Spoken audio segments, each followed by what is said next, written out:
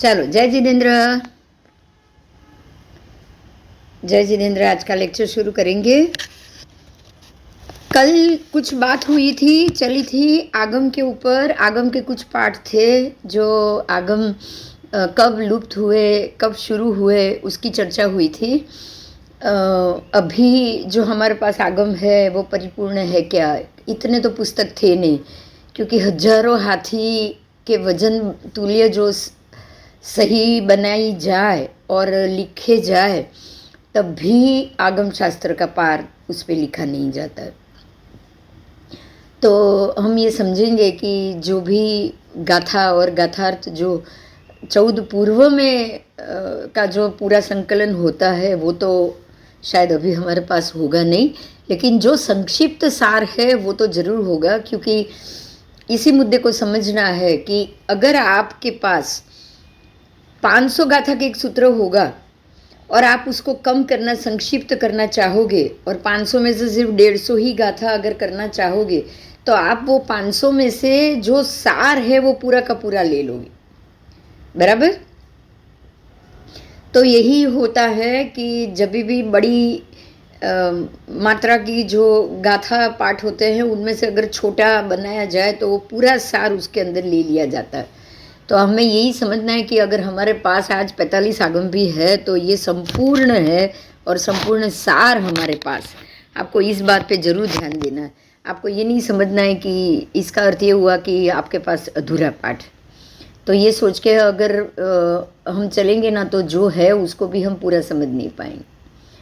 तो आगे आज का जो पाठ में जो शुरू हो रहा है वो है मनुष्य क्षेत्र के बाहर की स्थिति। तो मनुष्य क्षेत्र के बाहर क्या सूर्य, क्या चंद्र, उसकी क्या स्थिति है, आज हम ये जानेंगे। मनुष्य क्षेत्र के बाहर क्या स्थिति है। मनुष्य क्षेत्र के अंदर सारा जो ग्रह चंद्रों का चार है वो घूमता है, चर ज्योतिष है, निरंतर घूमता रहता है। उनका स्वभाव ये निरंतर घूमना, और इनके घूमते रहने से ही सारा बदलाव आता है। उत्सर पिणी से अवसर पिणी, अवसर पिणी से उत्सर पिणी, अनंत पुद्गल परावर्त काल तक अनंत पुद्गलों में जो भी द्रव्य से, क्षेत्र से, काल से, भाव से जो बदलाव आता है, पर्याय बदलते हैं, वो इसी कारण बदलते हैं क्योंकि यहाँ पे चर ज्योतिष है। तो जो भी लवण समुद्र के ग्रह, जो 2.5 द्वीप के ग्रह जो है वो चर है। 2.5 द्वीप के बाहर के ग्रह, मानुषोत्तर पर्वत एक मर्यादा आ गई है। मानुषोत्तर के अंदर वाला पूरा एरिया जो 2.5 द्वीप है वो मनुष्य क्षेत्र है। लेकिन मानुषोत्तर के बाहर का जो प्रदेश है, आपको सबसे पहला ही प्रदेश हम लेंगे वो है पुष्करवर द्वीप, बाह्य पुष्करवर द्वीप। बाह्य पुष्करवर द्वीपार्ध जो आधा द्वीप है उसका घेरावा ही 2 करोड़, इसकी परिधि कितनी? 2 करोड़ परिधि। अब आप समझ सकते हैं कि 2 करोड़ का अगर घेरावा है, इतनी गोलाई में, पूरा गोल है 2 करोड़ की घेरावा गोलाई में, तो 2 करोड़ के घेरावे गोलाई हो तो उसमें कितने सूर्य चंद्र चाहिए? बोलो। हाँ, तो यहाँ पे माप दिया है, यहाँ पे माप दिया है, एक सूर्य से दूसरा सूर्य 1 लाख योजन पे रहेगा,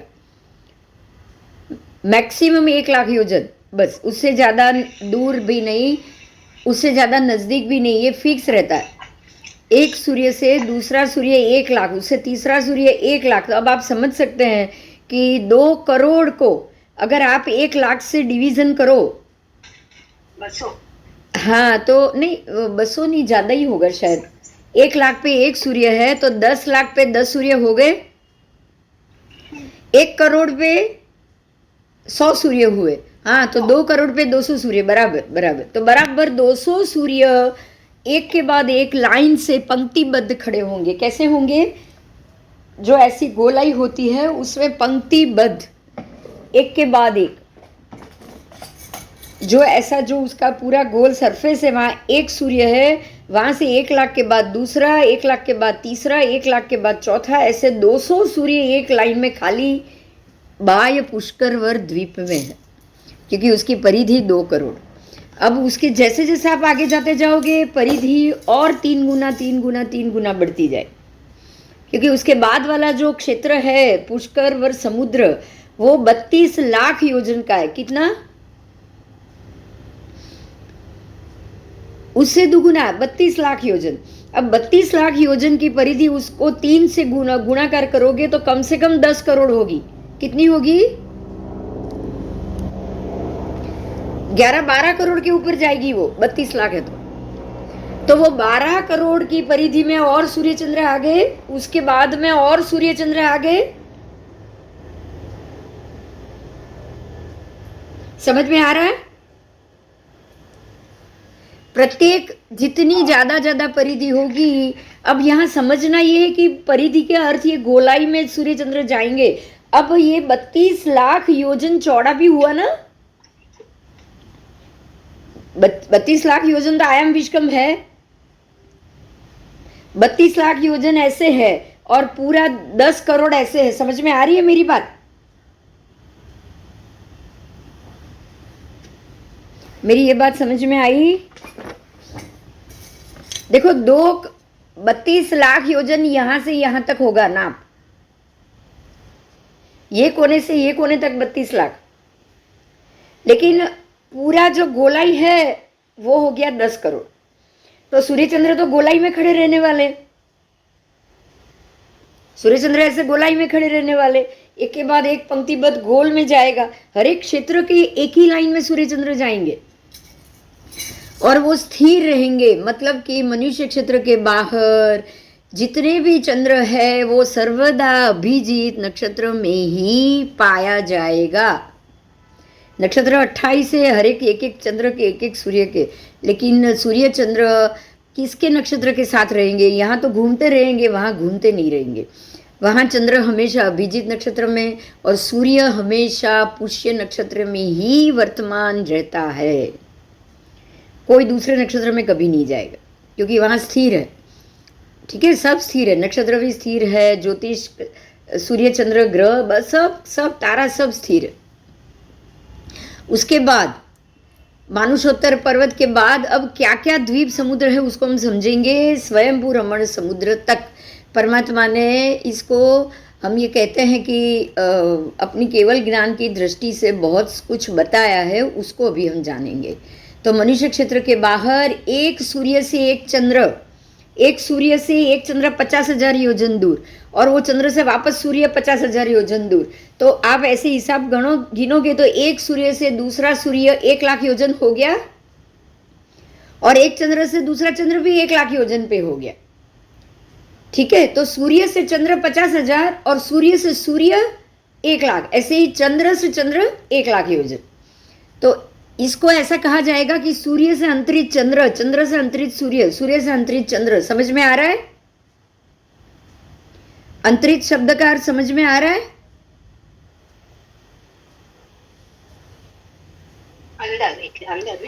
अंतर में, सूर्य के बाद जो दूसरा अंतर में आएगा वो चंद्र ही आएगा, उसके बाद सूर्य ही आएगा, ऐसा। मतलब सूर्य से अंतरित चंद्र है और चंद्र से अंतरित सूर्य। ठीक है, तो ऐसा कहा जाता है। तो अब ये सूर्य किस प्रकार के हैं?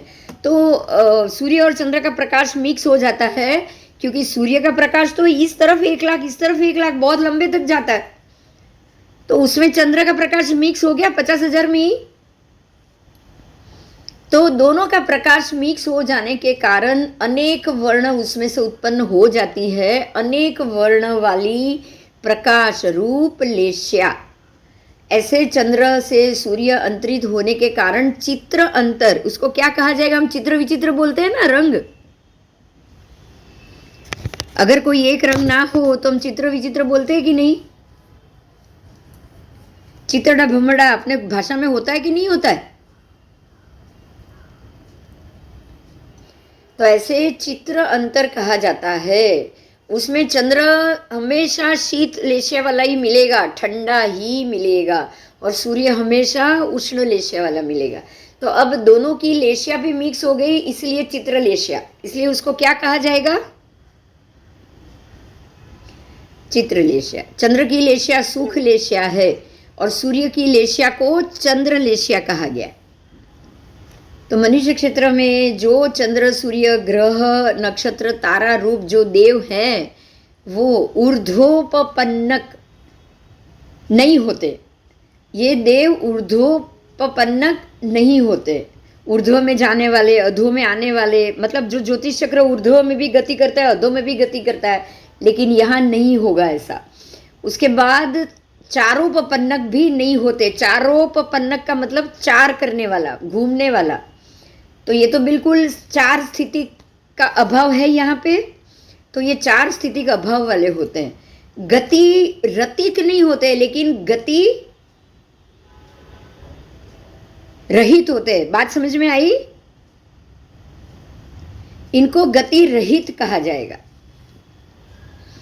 उसके बाद विमानोपन्नक होते हैं, मतलब वो विमान में रहते हैं, विमान उनका स्थिर होता है। चारोपपन्नक घूमने वाले नहीं होते।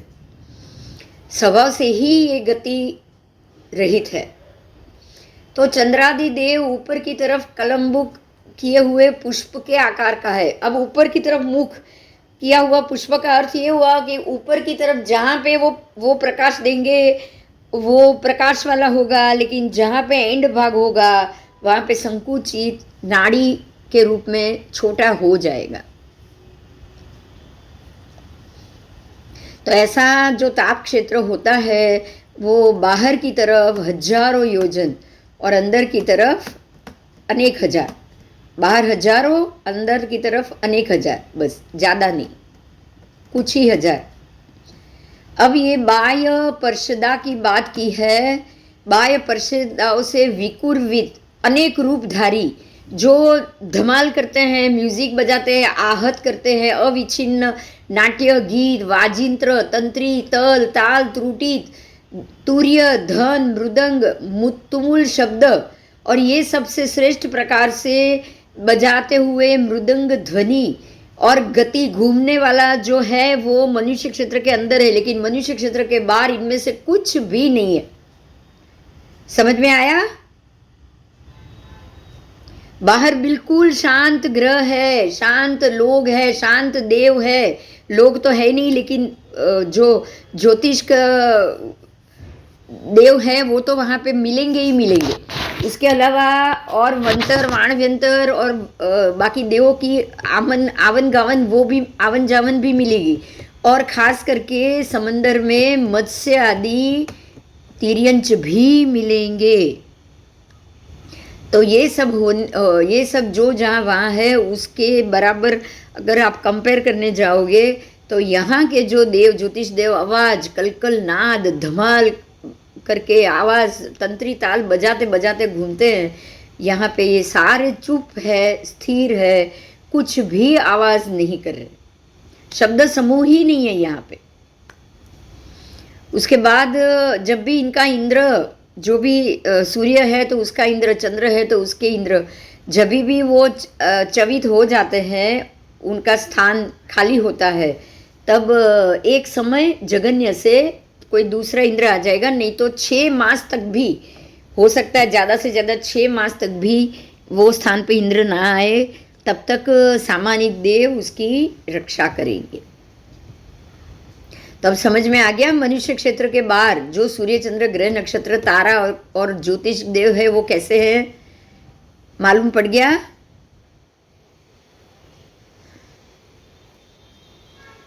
पकी हुई ईंट होती है ना, पकी हुई ईंट को पकाया जाता है निभाड़े में, बिल्कुल उसके जैसे ही आकार के संस्थित होके 1 लाख योजन वाला ताप क्षेत्र। मतलब ये हो गया, ईंट कैसी होती है, ऐसी होती है ना, मैं बताती हूँ, देखो ऐसी होती है ना, पकी हुई ईंट तो ऐसी होगी लंबचौरस। ये ताप क्षेत्र कैसा होगा? ऐसा, क्योंकि ग्रह घूमते नहीं है, ग्रह को अंदर नहीं जाना है, बाहर नहीं जाना है, तो दिन छोटा रात बड़ी, रात छोटा दिन बड़ी, ऐसा तो होना ही नहीं। दिन रात सब एक जैसा, वहाँ अंधेरा तो होगा ही नहीं। हर 1 लाख योजन पे एक सूर्य, अंधेरा तो कभी नहीं होगा। तो बराबर ऐसे ही पकी हुई ईंट के संस्थान के आकार में ही इनका ताप क्षेत्र होता है। मनुष्य क्षेत्र के बाहर रहे, चंद्र सूर्य ग्रह नक्षत्र तारा का जो ताप क्षेत्र है वो अनेक लाख योजन प्रमाण, आयाम से, आयाम मतलब लंबाई और चौड़ाई, लंबाई ऐसे जाएगी, चौड़ाई ऐसे जाएगी, लंबाई और चौड़ाई, तो अनेक लाख योजन प्रमाण वाला है। विस्तार से 1 लाख योजन परिमित होता है विस्तार में। आयाम मतलब अंदर से बाहर, आप कोई भी द्वीप समुद्र जाएगा तो अंदर से बाहर तो अनेक लाख योजन तक प्रकाश जाएगा, अनेक लाख योजन तक। लेकिन जो विस्तारित तो चौड़ाई में, जो पूरा राउंड जो घूम रहा है गोलाई में, वो विस्तार यानी कि चौड़ाई में वो 1 लाख योजन तक सीमित है। देखो मैं फिर से इसमें बता रही हूँ, ध्यान से देखो। द्वीप ऐसे ही गोल होगा तो ये हो गया ये उसकी विस्तार चौड़ाई। 1 लाख सूर्य यहाँ पे है, एक सूर्य यहाँ पे, तो दूसरे 1 लाख पे सूर्य यहाँ पे, तो ये 1 लाख ही उसका विस्तार हुआ। ठीक है, तो ये 1 लाख योजन में परिमित है। लेकिन यहाँ से लेके अंदर तक, बिल्कुल अंदर के भाग तक कितना होगा? अनेक लाख। कितना होगा? एक ही सूर्य अनेक लाख तक प्रकाश देता है। उसके बाद शुभ लेशिया वाला आनंददायक प्रकाश युक्त, ये विशेषण चंद्रमा का है। ये बिल्कुल शुभ लेशिया वाला है, आनंददायी है, अत्यंत ठंडा भी नहीं है और सूर्य भी अत्यंत गर्म भी नहीं है। तो मतलब ये हो गया कि शीतोष्ण जब दोनों मिक्स हो जाए तो बिल्कुल नॉर्मल हो जाए, सुख प्राप्त हो, नॉर्मल सुखी हो, ऐसी ही परम लेशिया हो जाती है। मतलब वहाँ धूप भी नहीं मिलेगी और ना ही रात का अंधेरा मिलेगा। बात समझ में आ रही है मेरी? ना वहाँ पे रात का अंधेरा है और ना ही वहाँ पे धूप है, ये दो में से कुछ नहीं है वहाँ पे।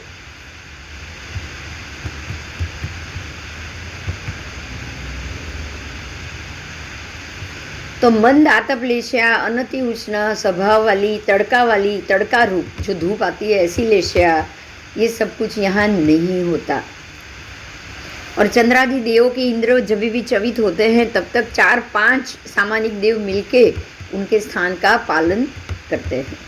आओ अब पुष्करवर द्वीप के बाद पुष्करोद समुद्र, जो मैंने बोला आपको 32 लाख योजन ऐसे है चौड़ाई में, और गोलाई में तो ये कम से कम 10 करोड़ ऊपर हो गई उसकी। तो ये संस्थान वाला है, मैं यहाँ तक ही बोलूँगी क्योंकि अब उसके बाद बढ़ता जाएगा। पुष्कर वर द्वीप, उसके बाद पुष्कर वरोध समुद्र, उसका भी चक्रवाल विष्कम्भ अधिक जैसे संख्या बढ़ती जाएगी, हजारों योजन आयाम विष्कम्भ दीर्घ व्यास उसका कहा जाएगा। इसी प्रकार अधिकाधिक संख्या वाले हजारों योजन प्रमाण व्यास परिक्षेप से ये तिर्यक लोक कहा गया है।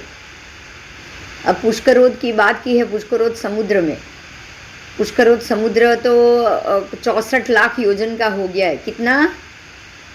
कोई बोलेगा कितना?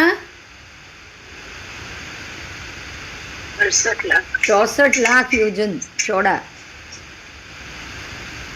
आओ, तो उसमें संख्या चंद्र, तो यहाँ भी संख्या हो सकती है ना, 64 लाख की संख्या हो सकती है कि नहीं?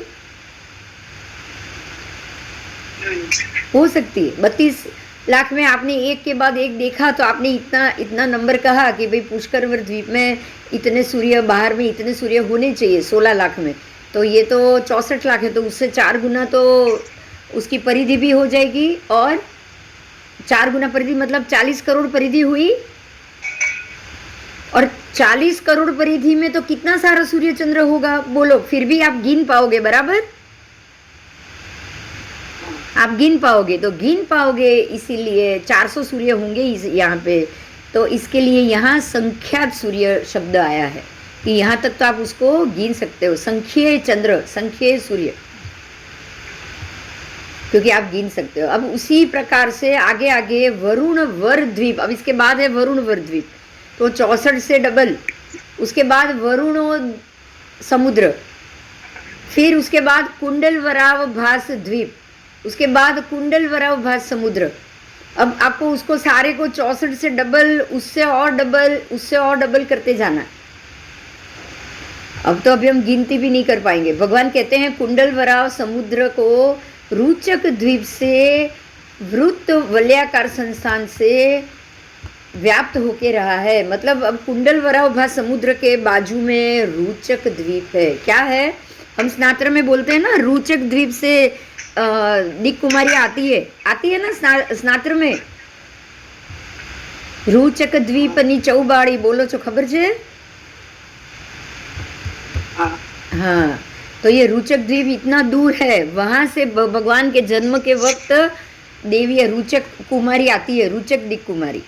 आप इतना ही पढ़ रहे हो कि ये इसके बाद है। अब जब हम स्नात्र बोल रहे हैं, स्नात्र में सारे देव देवियों के जो नाम ले रहे हैं कि भगवान का सूची कर्म ये करता है, भगवान का सूची कर्म ये देवी आके करती है, तो ये देवी कहाँ रहती है, उसका स्थान क्या है, वो भी जानना बहुत जरूरी, क्योंकि यही सारी चीज़ है जो हमें अनंत ज्ञान तक लेके जाएगी। हाँ या ना?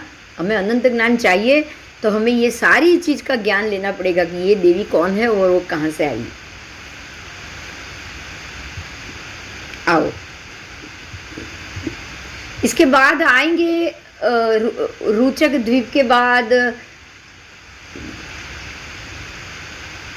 असंख्येय योजन परिमित। इसका व्यास तो आप गिन भी नहीं पाओगे। इसका व्यासमान मतलब अब इसकी परिधि करोड़ों करोड़ों को क्रॉस करके चली गई है। 3 गुनी व्यास की समीप की परिधि भी असंख्येय योजन परिमित कही गई है, मतलब इसको असंख्येय योजन नाम दे दिया है। तो उसमें भी रुचक द्वीप में फिर भी आप संख्यातीत, चंद्र तो संख्यातीत ही होंगे, आप गिनती कर सकते हैं, लेकिन परिधि आगे आगे अब्बज के ऊपर चली गई, इसलिए हमारे पास उसके शब्द नहीं है। तो यहाँ भी आपको ऐसे ही सूर्य चंद्र मिलेंगे जो स्थिर है, और हर एक 1 लाख के बाद एक सूर्य। अब इसके बाद 5 देवता वाले द्वीप है। 5 देवता वाले द्वीप मतलब ये कुछ अलग प्रकार के द्वीप है, तो उसको भी हम समझेंगे। सूर्य वराव भास द्वीप और सूर्य वराव भास समुद्र, इसकी बात की है। तो उसमें सूर्य वराव भास द्वीप को छोड़ दो, उसके बाद आया है सूर्य वराव भासोद समुद्र। तो उसमें देव नाम का एक द्वीप है जो बिल्कुल वृत्त और वलयाकार से ही स्थित है। तो देव नाम, इसकी भी परिधि असंख्य योजन हो गई। उसमें चंद्र भी असंख्य हो गए, चंद्र सूर्य ग्रह नक्षत्र तारा। पर ये देव द्वीप के बाद आ रहा है देवोद समुद्र। उसमें उसके बाद आ रहा है, मैं एक के बाद एक नाम बोल रही हूँ, नाग द्वीप के बाद नागोद समुद्र, ठीक है। उसके बाद यक्ष द्वीप और यक्षोद समुद्र, सारे एक दूसरे से दुगुने। उसके बाद भूतोद द्वीप और भूतोद समुद्र, भूत द्वीप भूतोद समुद्र। उसके बाद ये 5 देव द्वीप आने के बाद स्वयंभू रमण समुद्र आता है, स्वयंभू रमण समुद्र। और यानी कि ये 5 देवादि जो 5 द्वीप और देवोदादि 5 समुद्र, मतलब जितने द्वीप है उतने ही जो 5 समुद्र है वो सारे एक समान है, इसमें कोई 3 गुना नहीं बढ़ रहा है। ये बात समझ में आई मेरी?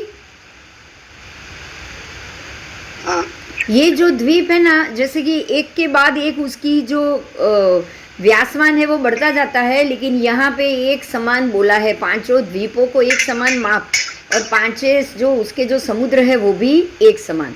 उसमें जो एक के बाद जो डबल बढ़ना चाहिए या त्रिप्रत्यवतारता उसको कहा जाता है, वो बढ़ना चाहिए, ऐसा यहाँ पे नहीं हो रहा है, ठीक है। अब इसके बाद असंख्य जम्बू द्वीप भी असंख्य। देव द्वीप एक ही होता है, देव द्वीप एक ही है, लेकिन जम्बू द्वीप असंख्य कहे गए। देव द्वीप, देव समुद्र, नाग द्वीप, नागोद समुद्र, यक्ष द्वीप, यक्षोद समुद्र, भूत द्वीप, भूतोद समुद्र, और लास्ट में स्वयंभू रमण द्वीप और स्वयंभू रमण समुद्र। ये 10 के 10 एक ही आकार वाले हैं, ये याद रहेगा। अंतिम जो 5 है वो एक ही आकार के हैं, इसमें कोई डबल बढ़ना, 3 गुना बढ़ना, ऐसा कुछ नहीं है, ठीक है, आपके अभी बाहर के स्वयंभू रमण समुद्र अंतिम है, यहाँ तक का पूरा कथन खत्म हुआ। अब ये स्वयंभू रमण समुद्र आने के बाद तिर्यक लोक समाप्त हो जाता है और उसके बाद सीधा आलोक आएगा। क्या आएगा? क्योंकि तिर्यक लोक का जो ये जो स्क्वायर है ना, वो सिर्फ एक रज्जू है। एक रज्जू कितना? आओ देखो, ये बराबर अति मध्य में जंबू हुआ, दिख रहा है? और ये कोने से ये कोने तक तिर्यक लोग आपको ये जंबू, ये गोल जंबू है, उसके बाद ऐसे ही गोल दूसरा, फिर तीसरा, फिर चौथा, फिर पांचवा, सारे द्वीप समुद्र ऐसे गोल गोल गोल गोल गोल घूमते घूमते घूमते घूमते लास्ट वाला आ गया स्वयंभू रमण समुद्र, जो अब ये एरिया से बाहर कुछ नहीं जाएगा। કેમ કેમ નહીં આવ્યું? હું બતાડી તો રહી છું। હા, કેમ આમાં તો દેખાઉં છું હું। ના તો પછી પાછી એકવાર નીકળીને આવું, પાછી આવું। મને તો આમાં દેખાય જ છે, મને પોતાને જ મારું પિક્ચર દેખાય છે। જો આ બરાબર એક રજ્જુ, આમથી પણ એક રજ્જુ ને આમથી પણ એક રજ્જુ, સમજમાં આવ્યું હવે?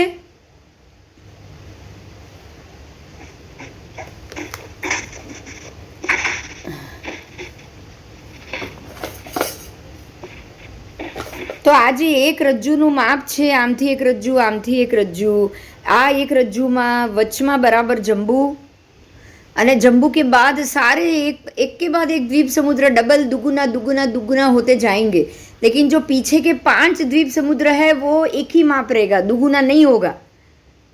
बराबर? अभी अभी जो आपने 5 नाम देखे वो कि भाई देव द्वीप, देव समुद्र, नाग द्वीप, नागोद समुद्र, यक्ष द्वीप, यक्षोद समुद्र, भूत द्वीप, भूतोद समुद्र, स्वयंभू रमण समुद्र द्वीप और स्वयंभू रमण समुद्र, ये जो 10 है वो एक ही आकार के हैं, वो कोई डबल डबल डबल नहीं हो रहे। समझ में आई बात? आई आ समझ में?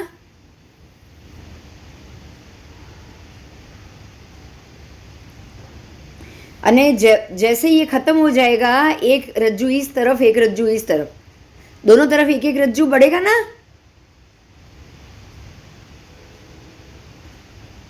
हाँ,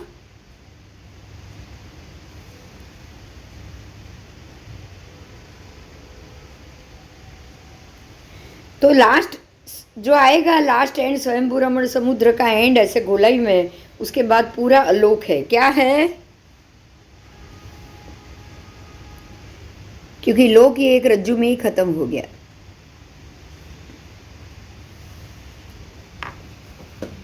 चलो अभी कुछ और जो प्रैक्टिकल बात शुरू हो रही है उसको समझेंगे।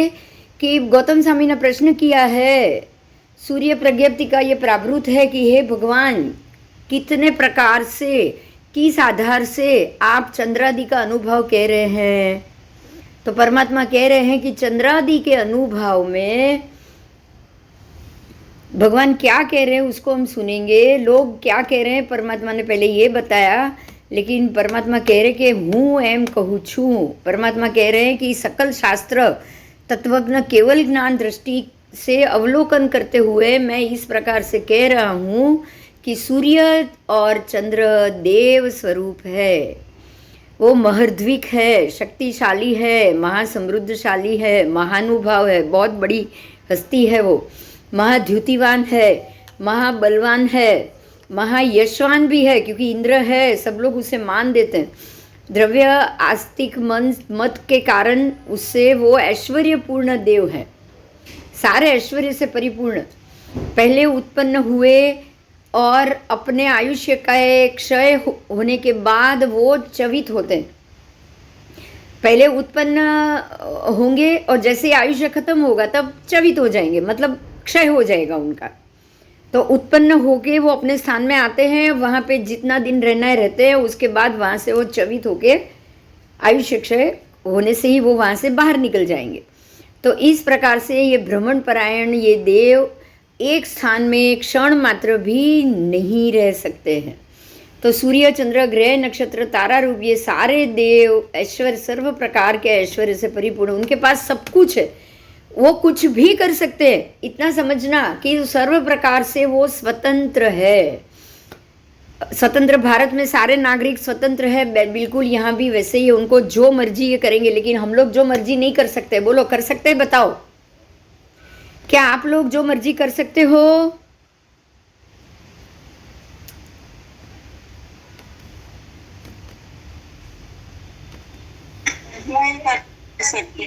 हाँ, आप नहीं कर सकते, लेकिन ये देव अपनी जो मर्जी वो कर सकते हैं, जो मर्जी करा सकते हैं, जो मर्जी किसी का काम बिगाड़ भी सकते हैं। मतलब ये हो गया, ये सर्व प्रकार से स्वतंत्र है, सर्व ऐश्वर्य से परिपूर्ण है, और कर्तु अकर्तु अन्यथा कर्तु सर्व करने में समर्थ है। अब देखो, कर्तु का मतलब मैं कर रहा हूं, अकर्तु मतलब जो आपका किया उसको मैं बिगाड़ रहा हूं, बराबर।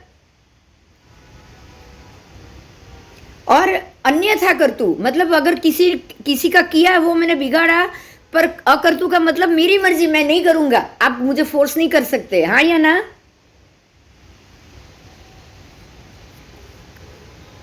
तो वो सर्व करने में समर्थ है।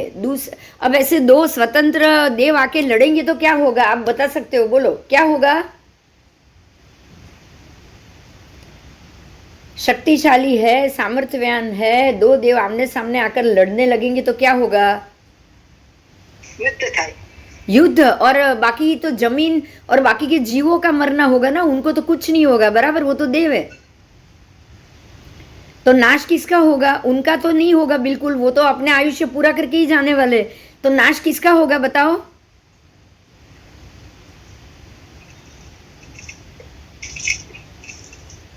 पुद्गल क्षेत्र का ही होगा ना।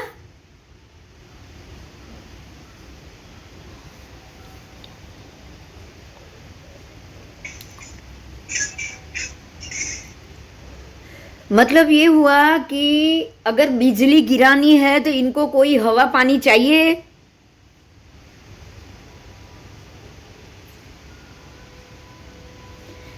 बोलो, मेघ गर्जना करनी है तो क्या कोई सीजन चाहिए इनको कि बादल बने तो ही मेघ हो सकता है? या ऐसा होगा क्या, बताओ?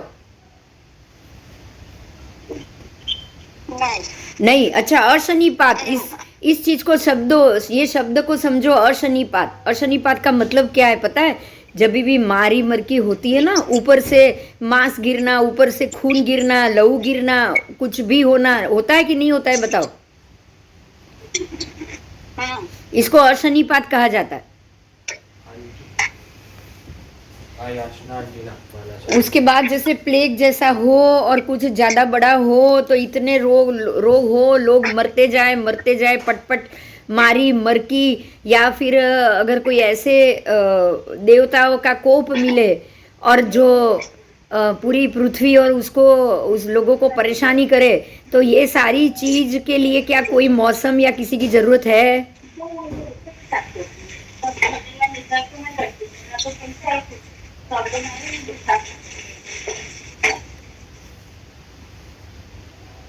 तो अशनिपात भी यही लोग करते हैं।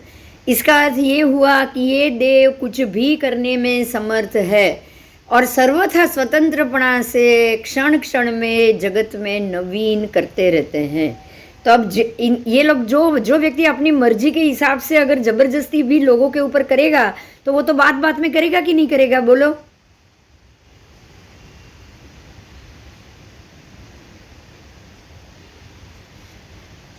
तो जब मर्जी मेघ गर्जना, जब मर्जी बिजली गिराए, जब मर्जी अशनिपात करे, जब मर्जी मृत क्लेवर गिराए, मारी मरकी करे, तो इससे क्या होगा? जगत में क्या होगा बताओ?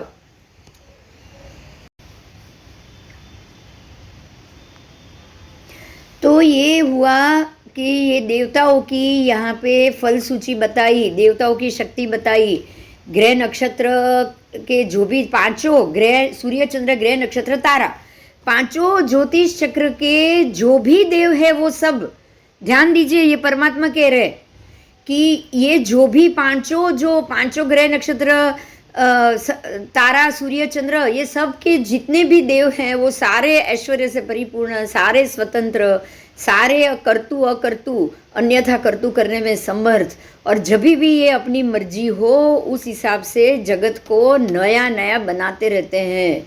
यहाँ तक कि जब भी वो जो नाग कुमार देव होते हैं ना, जो नीचे भवनपति के देव हैं, जिनको आप नाग कुमार देव से हम जानते हैं, तो वो जब भी मर्जी नीचे महोरग वासुकी नाग महोरग देव जो पाताल लोक मतलब जो नीचे रत्नप्रभा नारकी में उनका वास होता है, वहाँ मर्जी इधर से इधर इधर से उधर दौड़े घूमे ना, तो ऊपर हमारे ये पृथ्वी के ऊपर, क्योंकि पृथ्वी के नीचे तो अवकाश अंतर है, तो उसके नीचे उनके आवागमन के कारण ऊपर धरतीकंप हो जाता है।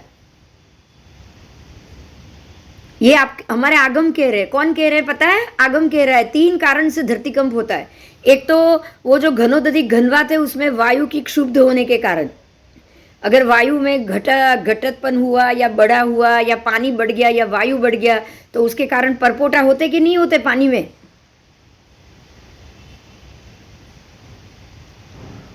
तो वो दबाव बनने से भी ऊपर धरतीकंप होगा। और ऐसे महोरग देव जो इधर उधर घूमते रहेंगे उससे भी ये धरतीकंप होगा। और नीचे ये सारे देवों के बीच में संग्राम होता है, भवनपतियों के बीच में, उसमें भी भवनपति, किलबिषक देव, फिर जैसे चमरेंद्र का उत्पात, ये सारे उत्पात मचाते रहते हैं। तो जब इनका उत्पात होगा तब भी ऊपर क्या होगा? धरतीकंप होगा। तो धरतीकंप होने के ये 3 बड़े कारण। अब समझ में आ रहा है कि ये देव, अगर कहीं बिजली भी गिरी है ना, तो समझ लो कि ये किसी देव का ही पराक्रम। ये मुद्दा समझ में आ गया? आपको ये बात समझनी ही समझनी कि इसके अलावा कोई और है ही नहीं। बस बिना बात बारिश बर्फ करा गिरा कि नहीं गिरा? अभी अंबाजी में बर्फ गिरा कि नहीं गिरा? अब ये सीजन है क्या कि वहां पे बर्फ गिरे? बताओ।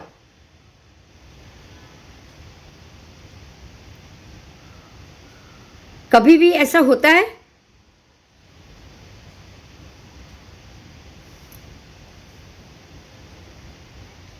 तो होने का कारण क्या हुआ? कुछ भी नहीं।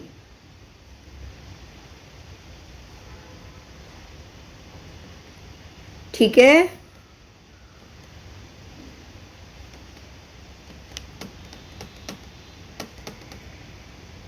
चलो अभी इसके बाद का लेंगे टॉपिक। ये समझ में आ गया ये करने में कौन कारण है? आओ देखो, अभी यहाँ आपके सामने एक पिक्चर आया है, देखो।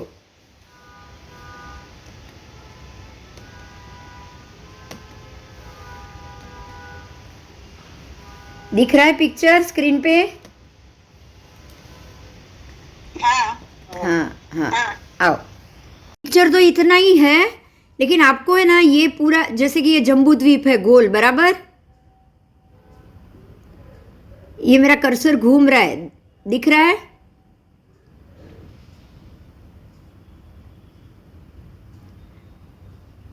ये मेरू पर्वत है, ये जो गोल है, और बराबर उससे 48,000 योजन दूर पहला चंद्रमंडल। क्या है ये?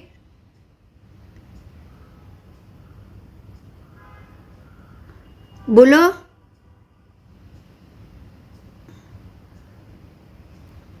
ज्योतिष चक्र છે। हाँ, ज्योतिष चक्र में चंद्र के 15 मांडले। तो ये हुआ मेरू, और मेरू ये लवण और जम्बू का एरिया है, जहां से आपको इतना नहीं समझना है, ऐसा पूरा गोल समझना है, बराबर? समझ में आया? हाँ,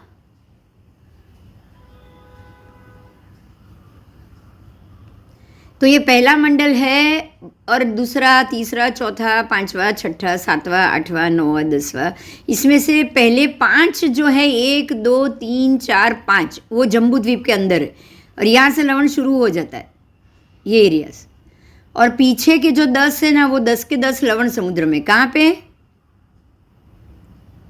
लवण में। ये 10 लवण में, आगे के 5 ही जम्बू में, और पीछे के 10 लवण में। तो देखो धीरे धीरे ये एरिया बाहर आ रहे हो तो गोलाई बढ़ रही है, राउंड बड़ा हो रहा है। इसको कछुआ छाप अगरबत्ती की तरह समझो। આ બરોબર બહાર આવે છે. बस कछुए की तरह समझना है, अंदर का छोटा है अभ्यंतर मंडल, बाहर का बड़ा है, बराबर. तो अंदर अब चंद्र को जब ये मंडल पे होगा ना, तो ये मंडल पर 2 दिन, ये मंडल पे 2 दिन, ये मंडल पे 2 दिन, तो उसको पूरा 15 मंडल क्रॉस करने में पूरा 1 महीना लगेगा.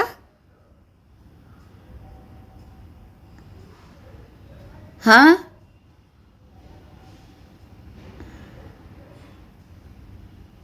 लेकिन चंद्र क्या करता है पता है? एक मंडल पे भरत का चंद्र घूमेगा, दूसरे मंडल पे ऐरावत का घूमेगा. भरत का चंद्र ये पहला मंडल घूमने के बाद सीधे तीसरे मंडल पे आता है. कहाँ पे आता है?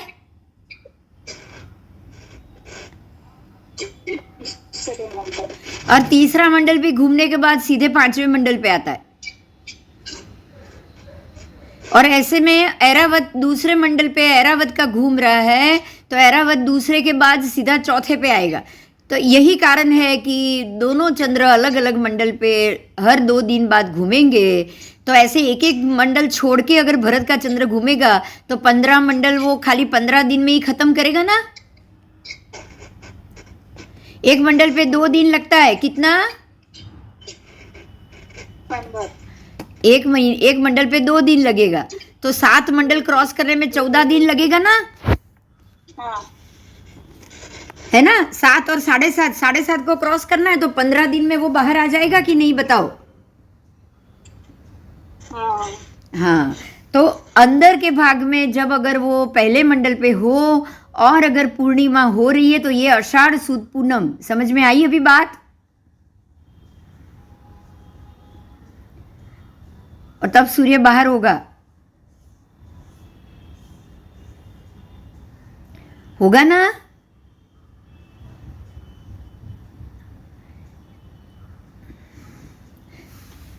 મારે છે ને નેટવર્ક નો પ્રોબ્લેમ છે આજે. अच्छा, कई वांधो नहीं. चलो, तो ये जो हाँ हाँ, ये जो चंद्रमंडल है वो तो 15 दिन में चंद्र यहाँ से अंतिम मंडल में आ जाएगा, बराबर. अब आप इसी को सूर्य मंडल भी आपको इसको इसी तरह समझना है. सूर्य मंडल में क्या होगा? ये 1 से 15 नहीं होंगे, 184 होंगे. कितने होंगे एक ही लाइन में? 184. और उसमें से खाली जम्बू द्वीप में आगे के 63 मंडल, 163. वो जम्बू द्वीप के, और बाकी के 118 या कितने बचते हैं 184 में से, वो है उसके बाहर के लवण समुद्र के.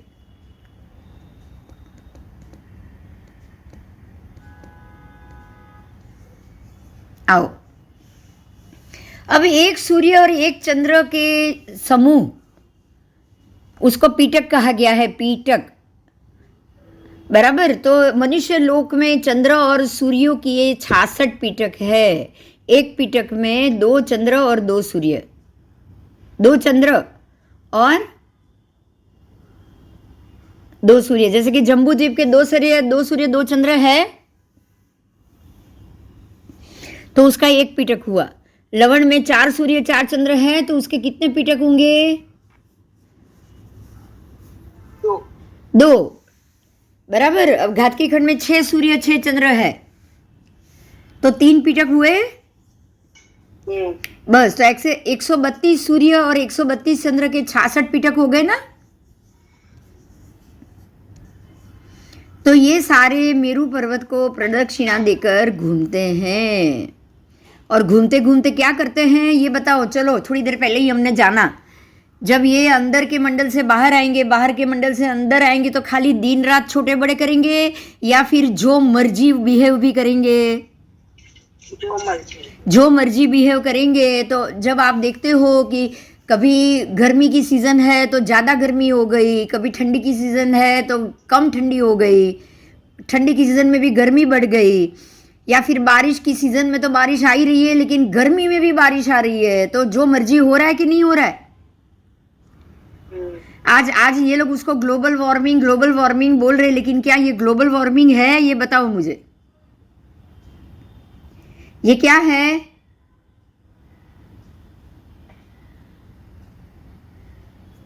ये सारा ग्रहों की अपनी मर्जी से घूमना ही है ना। मेरी मर्जी, ग्रह क्या कह रहे हैं हमको, मैं क्या करूं वो मेरी मर्जी, तो वो अपनी ही मर्जी से चलने वाले हैं। तो इसीलिए जो मन में आए वैसा बदलाव वो ये सृष्टि में लाते रहते। आओ, अब नक्षत्र और ग्रह की बात की है। नक्षत्र के मंडल, नक्षत्र के भी 8 मंडल, 2 मंडल जम्बूद्वीप में और 6 मंडल लवण में, बराबर।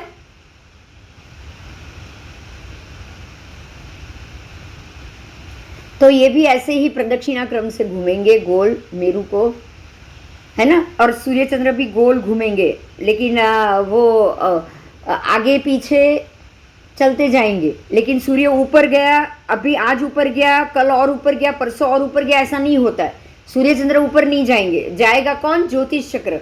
तो वो ज्योतिष चक्र की गति हो गई, वो सूर्य चंद्र की गति नहीं हुई। समझ में आया। ऊपर नीचे कौन जा रहा है,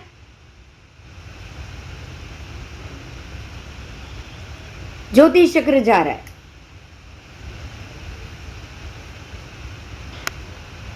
तो ज्योतिष के परिभ्रमण से मनुष्य के सुख और दुख में गति होती है कि नहीं, बोलो। कोई सुखी होता है तो कोई दुखी होता है कि नहीं, ग्रह नक्षत्र के 4 से होता है। हम लोग देख रहे हैं ये होता है, ठीक है। तो अगर वो नजीक होते हैं तो तापमान भी बढ़ता है, और दूर होते तो तापमान घटता है। सूर्य नजदीक होगा जितना हमसे, मांडले में जितना जम्बू के नजदीक होगा तो ताप बढ़ेगा ना। और जितने पीछे लवण के मांडले में चला गया, पीछे के 100 जो आगे के 63 है वो जम्बू में, तो जब 63 में होगा तब यहाँ ज्यादा गर्मी होगी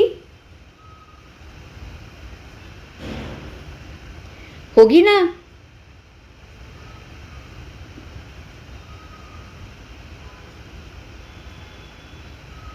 और पीछे के 121 मान ले, तभी वो 184 होगा। तो पीछे के जो 121 मान ले हैं उसमें क्या 121 भी नहीं होंगे, कम होंगे, क्योंकि मंडल तो 182 ही है। अरे 184 ही है, तो 182 में वो डबल घूम रहा है, 2 में वो एक ही बार घूम रहा है।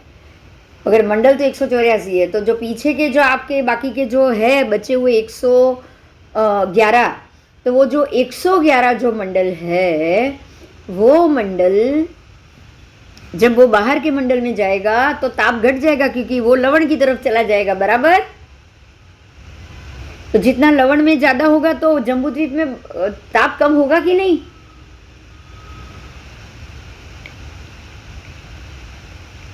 अब वो जब जम्बूद्वीप में होता है तो जून महीने में होता है। अब आप नोट करो, तो मार्च से लेके जून तक ज्यादा गर्मी है, और जून से लेके अगस्त तक वो गर्मी पड़ी थी ना, इसीलिए बारिश है। समझ में आ रही है मेरी बात।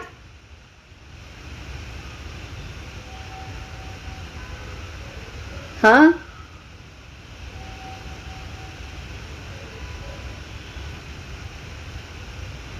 क्योंकि 3 महीना गर्मी पड़ी, उसके बादल बने, बफारा हो गया, बाफ बढ़ गया। यही कारण है कि बारिश तो हो रही है, लेकिन बारिश के साथ साथ गर्मी भी पड़ रही है। मेरी बात समझ में आ रही है कुछ, बराबर। हाँ, तो अब आप देखो, वो 3 महीने में बाहर आ जाएगा। मतलब कब बाहर आ जाएगा, वो सितंबर तक बाहर आ जाएगा। सितंबर के बाद वो लवण में जाएगा। अब आप देखो, सितंबर से लेके जनवरी तक ठंडी है, 22 सितंबर के बाद वो जा रहा है लास्ट मंडल में, लवण में। तो आपको 22 सितंबर से लेके 22 अक्टूबर, 22 नवंबर, 22 दिसंबर, ये 3 महीना क्या ठंडी नहीं मिल रही है।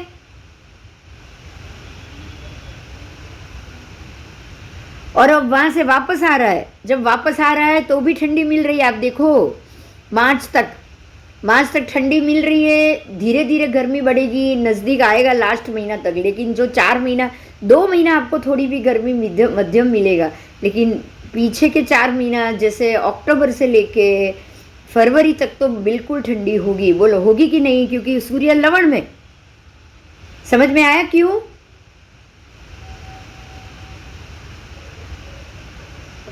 हाँ हाँ, सूर्य लवण समुद्र में।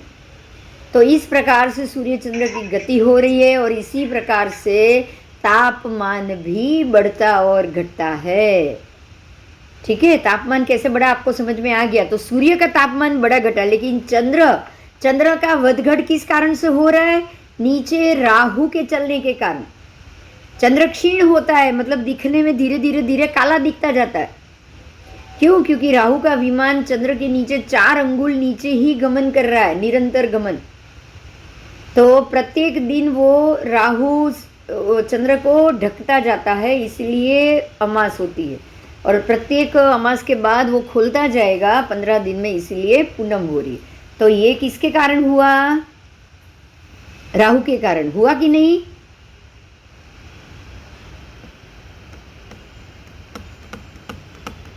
ये हुआ नित्य राहु के कारण। आओ, मनुष्य लोक में उत्पन्न और संचरण करने वाले सूर्य चंद्र ग्रह आदि 5 प्रकार के ज्योतिष देव होते हैं, बराबर। और बाहर जो करते हैं वही 5 प्रकार के देव तो वही है, लेकिन वहां उनको घूमने या हिलने तक की भी परमिशन नहीं होती। चलो, क्लियर हुआ?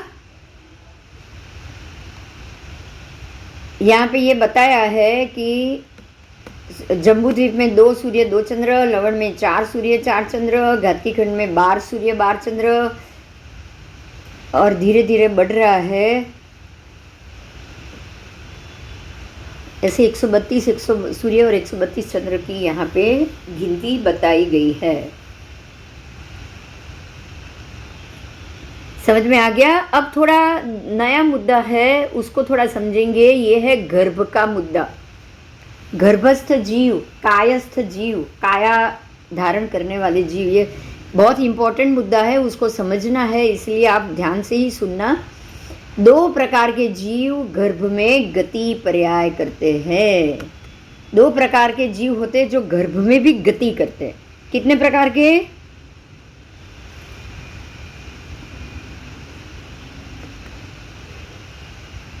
2 प्रकार के जीव है जो गर्भ में गति पर्याय करते हैं, और 2 प्रकार के जीव समुद्घात, गर्भ में समुद्घात करते हैं।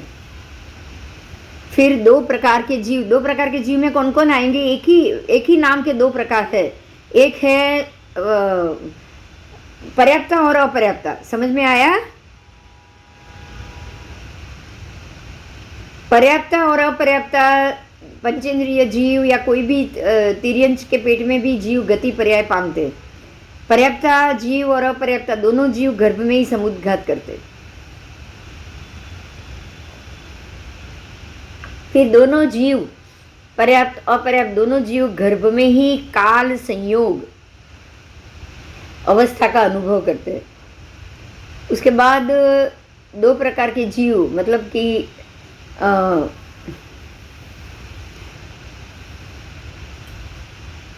पर्याप्त अपर्याप्त, आयाती मतलब गर्भ के बाहर आ सकते हैं, और 2 प्रकार के जीव गर्भ में ही मृत्यु पाते हैं। देखो, पर्याप्ता भी बाहर आ सकता है, अपर्याप्ता भी बाहर आ सकता है, और मृत्यु गर्भ में दोनों होके हो सकते हैं। अगर बच्चा 3 महीना 4 महीने का मर गया तो भी पर्याप्ता ही मरा है, और पर्याप्ता गर्भ में पूरा 9 महीने का भी मर गया तो भी पर्याप्ता और अपर्याप्ता दोनों मर सकते हैं, बराबर। जो पर्याप्त और अपर्याप्त को समझो पहले। मान लो कि गर्भ में कोई बच्चा ठहर रहा है, तो जब तक वो 6 पर्याप्ति नहीं करेगा, 6 पर्याप्ति बांधते बांधते उसको अंतर्मुहूर्त लगेगा। हर एक पर्याप्ति अंतर्मुहूर्त की होगी, बराबर। तो जब तक वो बांध ना ले तब तक वो अपर्याप्त है। हाँ, और अगर अंतर्मुहूर्त, पहले अंतर्मुहूर्त में 1 पर्याप्ति, फिर दूसरे अंतर्मुहूर्त में दूसरी पर्याप्ति, ऐसे 6 पर्याप्ति बांध दी, तो 6 बार अंतर्मुहूर्त पर्याप्ति बांध लेने के बाद अब वो पर्याप्त हो गया। हाँ। तो गर्भ में 2 प्रकार के जीव है कि नहीं? हाँ। जब तक पर्याप्ति नहीं बांध रहा है, अपर्याप्त है, बराबर। और जब पर्याप्ति बांध ली तो वो पर्याप्त हो गया। देखो, समझो, फिर से समझो। जब भी एक बार के एक एक बार के अब्रह्म सेवन में 9 लाख पंचेंद्रिय जीव है, बराबर। अब उसमें से गर्भ तो एक ही जीव लेगा ना, 9 लाख पंचेंद्रियों में से एक ही जीव गर्भस्थ होगा, बाकी तो होंगे नहीं। तो एक को ही पर्याप्ति मिली, बाकी सारे अपर्याप्त हो गए। हाँ हाँ हाँ हाँ। बस बस, तो अब ये यहाँ यही आपको समझना है कि 2 प्रकार के जीव गर्भ में गति पर्याय पामते हैं। तो गति पर्याय किसने 2 ने पामा? एक पर्याप्ता जीव ने, एक अपर्याप्त जीव ने, दोनों ने गति ली। हाँ, गति બે લીધી। ગર્ભમાં આવવું અને જવું એ ગતિ થઈ ગઈ ને। हाँ हाँ हाँ। हाँ, હવે પાછું ગર્ભ में समुद्घात, तो गर्भ में आने के बाद समुद्घात नहीं समझाई। मरण समुद्घात, वो जीव अपने आप ही अपना शरीर त्याग देगा। अच्छा, એટલે મરણ સમુદ્ઘાત કહેવાય। हाँ, तो अच्छा अच्छा। वेदना समुद्घात भी होगा, वेदना समुद्घात भी होगा, क्योंकि जो गर्भस्थ है, जो पर्याप्ता है, वो 9 महीने वेदना भोगत रहा है। हाँ। और जो अपर्याप्त है, जो 48 मिनट में ही मर गए, 9 लाख में से एक को ही गर्भस्थ अवस्था मिली, बाकी तो सारे मर गए। हाँ हाँ। तो बाकी को वेदना हुई कि नहीं हुई? हाँ हाँ, मरवानी वेदना थी। हाँ, तो समुद्घात तो सबके हुए ना, पर्याप्ता का भी हुआ, अपर्याप्ता का भी हुआ। वेदना હા સાંભળો સાંભળો, બસ બસ, મને આવા જ ક્વેશ્ચન કરો, મને આ જ જોઈએ। સમુદ્ઘાતનો મતલબ શું છે ખબર છે?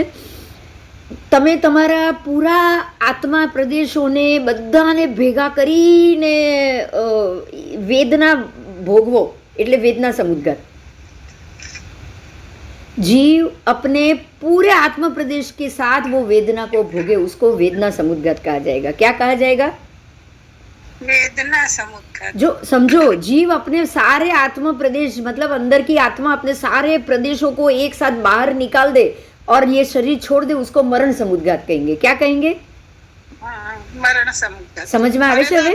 ખાલી કેવલી સमुद्घात જ હોય બસ। ના, 7 समुद्घात છે, 7, બાકી સારા 6 અશુભ। એક જ કેવલી समुद्घात જ સારો, બાકી બધા અશુભ। હવે પોતાના પૂરા સંપૂર્ણ આત્માના પ્રદેશોથી જ તમે જ્યારે ઉપયોગમાં લો છો કોઈ વસ્તુને, એને समुद्घात કહેવાય। समुद्घात मतलब શું? સમ ઉદ્ઘાત, તમે દરેકે દરેક પ્રદેશને ઉપયોગમાં લઈ લીધા છે। જો મને ખાલી હાથમાં પીડા થશે ને, સાંભળ હવે, मेरे को हाथ में ही मैं गिर गई हूँ, फ्रैक्चर हुआ है, तो खाली हाथ में ही पेन है। अगर हाथ में ही पेन है, इतने में ही पेन है, तो मैं कुछ तो नॉर्मल हूँ, मैं बाकी का काम तो कर रही हूँ, बराबर, मेरा दिमाग चल रहा है। हाँ। अब अगर वेदना समुद्घात में जब अगर हम ये माने कि कुछ समय तक एक्सीडेंट हुआ और आप छटपटाते रहे हैं, आपको सांस लेने में मुश्किल हो रही है, पूरे शरीर में से खून निकल रहा है, पूरे शरीर में वेदना हो रही है, तो उस वेदना में आपको कुछ भी सूझता है क्या? ना, वेदना में ध्यान जाए बस। अब डिलीवरी याद करो, अपनी अपनी डिलीवरी याद करो। कुछ भी पता था तब क्या बोल रहे थे, क्या हो रहा था कुछ? जब आपके सारे शरीर के आत्म प्रदेश जब एक ही वेदना में फोकस हो जाए, तो आपको कुछ भी दिमाग में याद रहता है? तो ये हुआ वेदना समुद्घात। और ऐसे ही कषाय समुद्घात, जब गुस्सा आता है ना, कोई भान नहीं रहता है कुछ भी। अच्छा। हाँ, कोई भान नहीं रहता है, सामने वाले को मार दो, खून कर दो, बाद में समझ आता है कि मैंने क्या किया। इसको बोला जाता है कषाय समुद्घात। ऐसे ही जब बहुत भूख लगी होती है ना,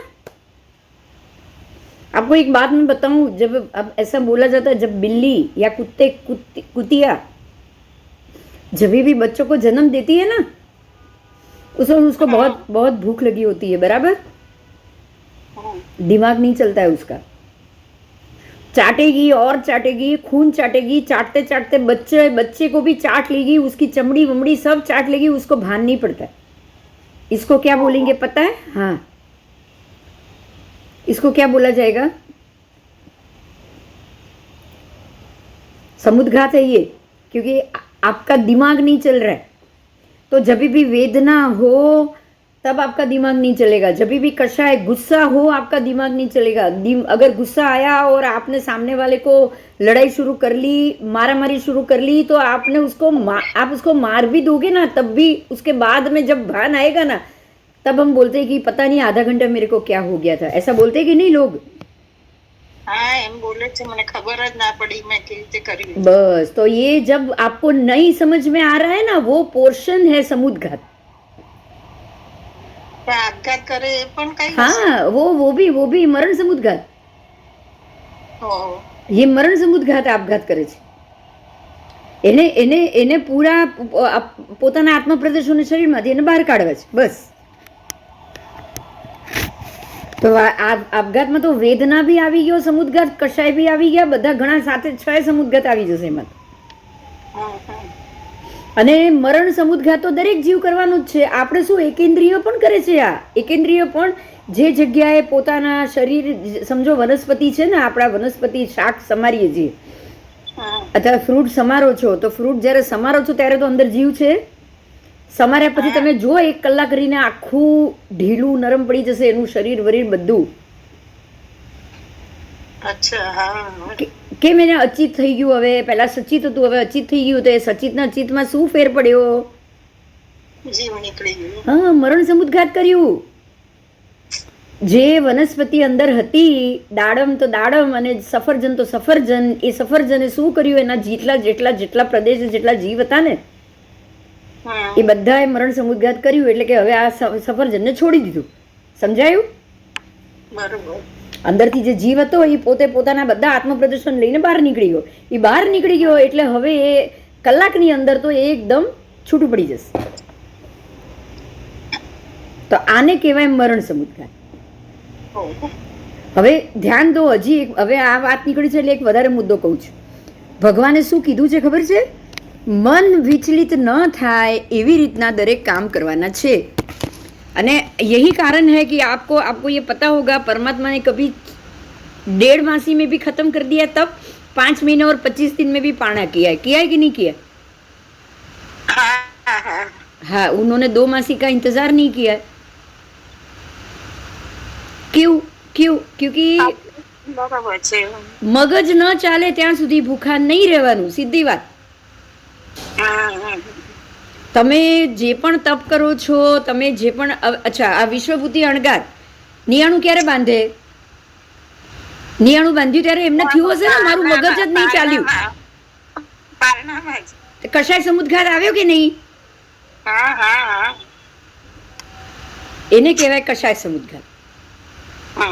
કારણ કે દ્વેષ આવ્યો, પિતરાઈ ભાઈ હસ્યો એટલે દ્વેષ આવ્યો કે તું મારી શક્તિ માટે હશે, તને ખબર નથી હજી મારી પાસે શું શક્તિ હશે। એને કશાય સમુદ્ઘાત કહેવાય। બરાબર? ચલો હવે આગળ જવું। તો જીવ ગર્ભમાં સમુદ્ઘાત, શું બધે જ જીવ સમુદ્ઘાત કરે, તો ગર્ભમાં બી સમુદ્ઘાત તો થવાનો જ છે। પર્યાપ્તાનો થવાનો છે ને અપર્યાપ્તાનો તો આમ જ થવાનો છે 48 મિનિટની અંદર, એને સમુદ્ઘાત કહેવાય। बराबर? હવે 2 प्रकार के जीव काल संयोग अवस्था का अनुभव करे, तो काल संयोग तो दोनों को मिला। जो पर्याप्ति को ले रहा है, पर्याप्ता को कुछ महीनों का संयोग मिला, अपर्याप्ता को 1-2 घंटे का समय मिला ना, लेकिन 48 मिनट, 1 मुहूर्त तक तो मिला, 2 मुहूर्त तक तो मिला ना उनको। तो ये है काल संयोग। अब 2 प्रकार के जीव गर्भ में से बाहर आते हैं। आप देखो, जब गर्भपात भी कराते हैं ना, तो सीधे वो बाहर आने का ही रास्ता तो एक ही है। तो अपर्याप्त हो गया, पर्याप्त को भी अपर्याप्त कर दिया। अच्छा, अब जो मेंसेस का जो पीरियड आता है ना, वो भी सारे के सारे गर्भ को मरण समुद्घात हो गया। जो भी 9 लाख पंचेंद्रिय जीव उत्पन्न हुए, सबका मरण समुद्घात, उसका भी गर्भ में से बाहर आने का यही रास्ता है। और अगर पर्याप्त जीव है, पंचेंद्रिय पर्याप्त, बच्चा बाहर आ रहा है तो भी यहीं से ही बाहर आ रहा है। हाँ, तो बाहर आने में भी दोनों है, 2 प्रकार के जीव, पर्याप्त भी है और अपर्याप्त जीव। ओके। तो दो प्रकार के जीव गर्भ में मृत्यु को प्राप्त करते हैं। तो मृत्यु भी आ गया ना, मैंने पहले ही बोल दिया। हाँ दो प्रकार के जीव शरीर, चमड़ी और संधि बंधन वाले। पर्याप्त जीव भी 6 की 6 पर्याप्ति बांध देगा तो चमड़ी, शरीर पर्याप्ति आ जाएगी उसमें, हाँ और संधि बंधन भी आ जाएगी, क्योंकि शरीर बांधा है तो हड्डी वड्डी वो सब बांधना भी शुरू हो जाएगा उसका। हाँ और अपर्याप्त भी जब तक उसकी 48 मिनट ना हो तब तक पहली 3 पर्याप्ति जरूर बांधता है, बराबर। हाँ आहार, आहार पर्याप्ति, शरीर पर्याप्ति और आहार, હું બોલું શરીર, आहार, शरीर, आहार, शरीर, इंद्रिय पर्याप्ति, 3 बांधता है ना। हाँ आहार पर्याप्ति, शरीर पर्याप्ति, इंद्रिय पर्याप्ति। हाँ तो अगर ये 3 बांध दी उसने तो शरीर, चमड़ी और संधि बंधन तो हो ही गया। हाँ पर 48 मिनट में वो आगे की श्वासोच्छ्वास नहीं बांध पाता है, चौथी। હા એના પહેલા મરી જાય। એના પહેલા એ મરી જાય, શ્વાસોચ્છ્વાસ બાંધી જ નહીં શકે, પણ આગળની 3 બાંધી એટલે શરીર, ચામડી અને સંધિ બંધન વાળો તો એને કહેવાય જ, કારણ કે એટલી 48 સુધી એને એટલું બાંધી જ લીધું છે। આવો મનુષ્ય और तिर्यंच पंचेंद्रिय, તો ઘણાને તો 5 મહિને ને એવું થાય તો એના શ્વાસોશ્વાસ તો ચાલુ થઈ ગયો। એ તો પર્યાપ્ત જીવ મરી ગયો, હા એ પર્યાપ્ત મરી ગયો। અપર્યાપ્ત તો 48 મિનિટમાં તો, અપર્યાપ્ત તો 48 મિનિટ તો વધારે જીવવાનું જ નથી। હા 48 થી ઓછું જીવે। હા, એ 48 થી ઓછું જીવે, પણ 48 ઉપર જે બી જીવ્યો એ પર્યાપ્ત હોય, એટલે ગર્ભમાં તો 2 પ્રકારના જીવ આવી ગયા ને, એમ કહેવાનો અર્થ છે, હા હા बराबर। हवे मनुष्यों के और तिर्यंच पंचेंद्रिय के भी 2 प्रकार के जीव शुक्र और शोणित से उत्पन्न होते हैं। तो गर्भज जीव मनुष्य के भी होते हैं और तिर्यंच पंचेंद्रिय के भी होते हैं, बराबर। अने जरायुज भी मनुष्य के भी होंगे, और क्योंकि आयु वो बोलते हैं ना हम उसको, और के अंदर, और के अंदर गर्भज में जन्म लेना। तो जीव शुक्र और शोणित से उत्पन्न होते हैं, जैसे कि मनुष्य उत्पन्न होगा ऐसे ही, और तिर्यंच पंचेंद्रिय ये दोनों ऐसे उत्पन्न होते कि नहीं, बोलो। हाँ दोनों गर्भज है ना, और गर्भज में दोनों पर्याप्त भी और अपर्याप्त भी है। हाँ हाँ, तो स्थिति 2 प्रकार की है, काय स्थिति और भव स्थिति। अब देखो, अब ये पूरा ये बात आपने समझ लिया कि जीव इस प्रकार से उत्पन्न होता है। अब जीव जब भी गर्भ में उत्पन्न होगा ना, वो 2 प्रकार से होगा, एक होगा काय स्थिति और एक होगी भव स्थिति। इसको भी समझो। काय स्थिति का मतलब क्या, तो उसको शरीर मिलेगा, तो काय स्थिति में 2 प्रकार के जीव आए, मनुष्य और तिर्यंच, बराबर, हाँ जिसको काया मिली है, लेकिन भव नहीं मिला है। मतलब कि जैसे देव और नरक, उनको भव स्थिति मिली है, उनको काया नहीं मिल रही। हाँ फिर से कह रही हूँ, मनुष्य तिर्यंच को काया मिल रही है, औदारिक शरीर, लेकिन देव और नरक को औदारिक शरीर नहीं मिल रही है, लेकिन उनको देव भव मिलता है और नरक भव मिलता है। वहां पे औदारिक शरीर काय स्थिति नहीं है, भव स्थिति। बात समझ में आई? हाँ देखो, काय स्थिति वाले को काया कभी भी खत्म होगी, भव स्थिति वाले को जब तक पूरा का पूरा श्वासोच्छ्वास जो उनको बोला है वो खत्म नहीं होगा, तब तक वहां से वो बाहर नहीं निकल पाएंगे। लेकिन काय स्थिति में 7 प्रकार से मृत्यु आने के कारण कभी भी काय स्थिति खत्म हो सकती है। समझ में आई ये बात? हाँ तो ये भी काय स्थिति, उसमें भी 2 प्रकार के जीव, भव स्थिति उसमें भी 2 प्रकार के जीव, बराबर। अब ध्यान दो, एक मुद्दा यहाँ पे आया है। मनुष्य और तिर्यंच पंचेंद्रिय की 2 प्रकार के जीवों की भव स्थिति होती है। अब यहाँ पे समझना ये कि भव स्थिति में क्या होता है, आप एक बार मरने के बाद फिर से उसी योनि में जन्म ले सकते हो कि नहीं ले सकते हो? भाव स्थिति में भव स्थिति में हाँ। तिर्यंच मर के तिर्यंच बन सकेगा। हो सके। वनस्पति काय में से आपको 21 हजार जघन्य आयु होती है वनस्पति की। अब कोई एक वनस्पति 21,000 वर्ष तो जिएगा नहीं।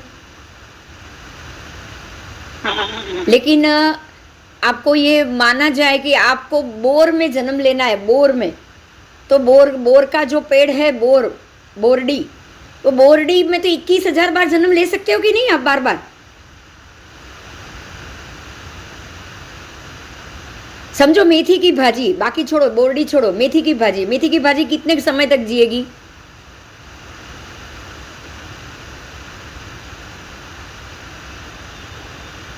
मुश्किल से 1 दिन 2 दिन, बराबर? जन्म ले सके नहीं है ना? हाँ, पर 21,000 साल तक उसको मेथी में ही रहना पड़ेगा। जघन्य 21,000 है। हाँ। जघन्य 21,000। तो कोई भी वनस्पति काय का जीव वही वनस्पति में कम से कम 21,000 साल तक रहेगा। कम से कम? हाँ, तो जघन्य आयु स्थिति છે। हो जघन्य आयु स्थिति છે भाई। हो। एक बार आप वनस्पति काय में गए तो आपको जघन्य 21,000 साल से पहले तो उसमें से बाहर आना ही नहीं है। मन तो खबर नहीं। हाँ, तो बाप रे बाप। जघन्य आयु स्थिति છે।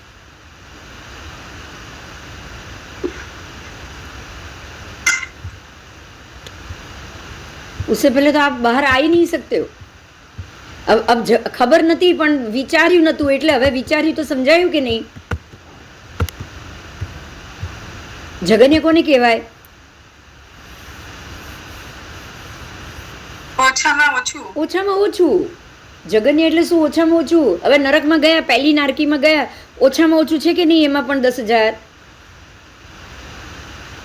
તો નારકીમાં હવે સમજ, હવે સમજ, નરકમાં ગયેલો જીવ તો ભવ સ્થિતિ છે, એની કાયા ખતમ નથી થવાની, પણ તિર્યંચ અને મનુષ્યમાં તો કાય સ્થિતિ છે। હવે એમાં એટલે બધામાં જવું પડે અને બધામાં આટલો ટાઈમ રહેવું પડે, બાપરે બાપ। હા, ત્યારે તો આટલો બધો ટાઈમ જાય છે ને આપણો, અત્યાર સુધી ફરફર કરીએ છે, એનું કારણ શું છે? आओ, એટલે આ તો કહું ને, આ પાઠ બહુ મહત્વનો છે, બહુ મજા આવશે। तो भव स्थिति का ये रिजल्ट है कि आप वो भव में अपनी स्थिति खत्म कर लोगे, उसके बाद फिर से उसी भव में आपको जाना ही नहीं है। इसीलिए देव मर के देव नहीं बनेगा और देव मर के नरक में भी नहीं जाएगा। बोलो, अब समझ में आया क्यों? देव मरीने देवताમાં પણ ન જાય, નરકમાં પણ ન જાય। નારકી મરીને નરકમાં પણ ન જાય, દેવતામાં પણ ન જાય। કેમ?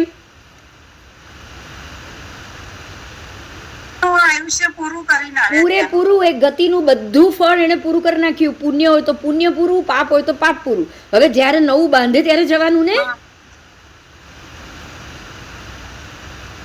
હવે નવું બાંધે તો જ જવા મળે ને, બાકી મળે? તો ભવ સ્થિતિમાં એવું છે કે ભવ સ્થિતિવાળો જીવ ભવ સ્થિતિ પૂરી કરીને આવ્યા પછી પાછો એ ભવમાં તરત જતો નથી। એટલે ભવ સ્થિતિવાળો મરીને કાય સ્થિતિમાં જ જાય, પણ કાય સ્થિતિવાળો મરીને પોતાની કાય સ્થિતિમાં જઈ શકે છે। સમજાયું?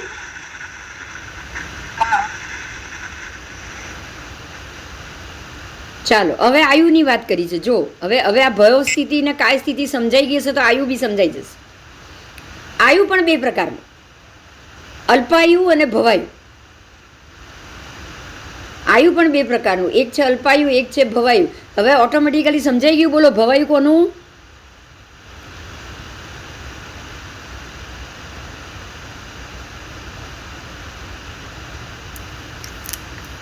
જેને ભવ સ્થિતિ છે એને ભવાયુ, જેને કાય સ્થિતિ છે એને અલ્પાયુ। બરાબર?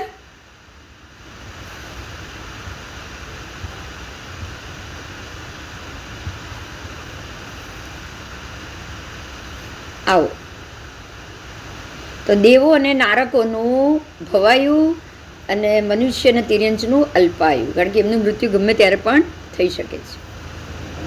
હવે કર્મ બે પ્રકારના, જુઓ શબ્દ પહેલી વાર સાંભળશો. કર્મ બી બે પ્રકારના છે. પહેલો પ્રકાર છે પ્રદેશ કર્મ, બીજો છે અનુભાવ કર્મ. પહેલો છે પ્રદેશ કર્મ, બીજો છે અનુભાવ કર્મ.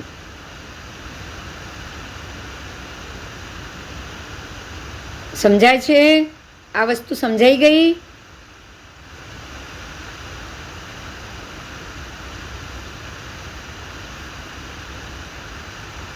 કર્મનું શું? કર્મના પણ બે પ્રકાર, એક પ્રદેશ કર્મ, એક અનુભાવ કર્મ. અનુભાવ કર્મ મતલબ એ થાય કે જ્યારે તમે કર્મ ભોગવતા હો ત્યારે નવા બંધાતા હો.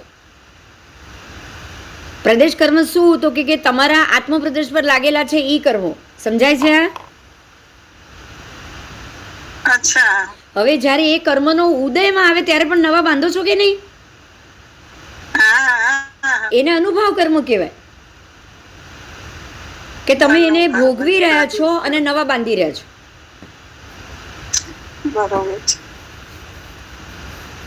બરાબર?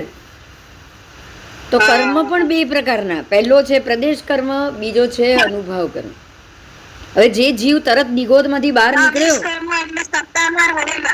હા, જે જીવ તરત જ નિગોદમાંથી બહાર નીકળ્યો, જે જીવ તરત જ નિગોદમાંથી બહાર નીકળે છે એને તો હજી અનુભાવ કર્મ તો હવે આવશે ને.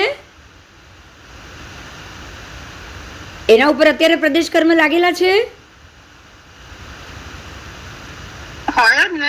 પ્રદેશ કર્મ તો હોય જ ને, કારણ કે નાની જગ્યા પર અસંખ્ય જીવ બેઠા છે. એ લોકો એકબીજાને પીડા તો આપે જ છે. એ લોકો એકબીજાને પીડા તો આપે જ છે. હવે અનુભાવ કર્મમાં ક્યારે આવે? કે જ્યારે તમને શરીર મળે ત્યારે તમને આ ઉદીર્ણા થશે ને.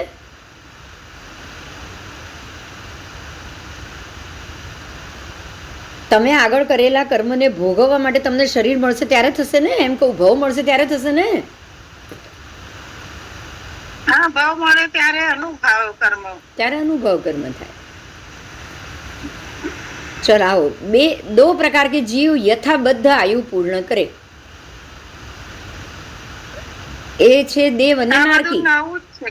હા, ના નવું કાંઈ નથી. આપણને આ શબ્દોની ખબર નથી, આમાં અડધાને તો ખબર જ છે.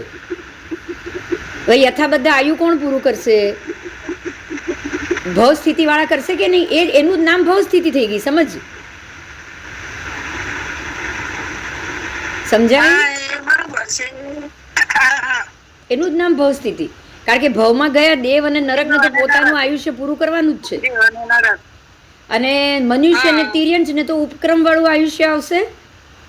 એટલે એ યથાબદ્ધ નહીં કરે, એ શું કરશે? ઉપક્રમ વાળું આયુષ્ય પૂરું કરશે. એ 7 પ્રકારે આયુષ્યમાં જે ઉપક્રમ લાગે. બરાબર? આ મુદ્દો બહુ સરસ હતો એટલે મેં કીધું આમાં લીધેલો જ હતો ખાસ પાઠ, કે વધારે ડિટેલથી સમજાય. કર્મ ગ્રંથ નથી, આગમ છે. આ આગમ છે, આમાં જ છે ઠાણાંગમાં 2 નંબરનું સ્થાન. ઠાણાંગમાં 2 નંબરનું સ્થાન. દરેક વસ્તુની 2 વસ્તુ બતાડી છે ને.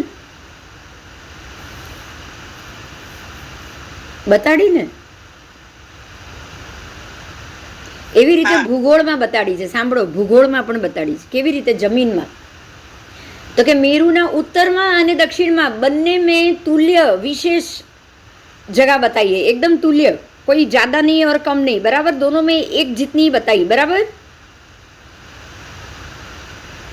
આ બાજુ જેટલો ભરત એટલો જ પેલી બાજુ ઐરાવત. હા કે ના? આ બાજુ જેટલો હેમવત એટલો પેલી બાજુ હિરણ્યવત.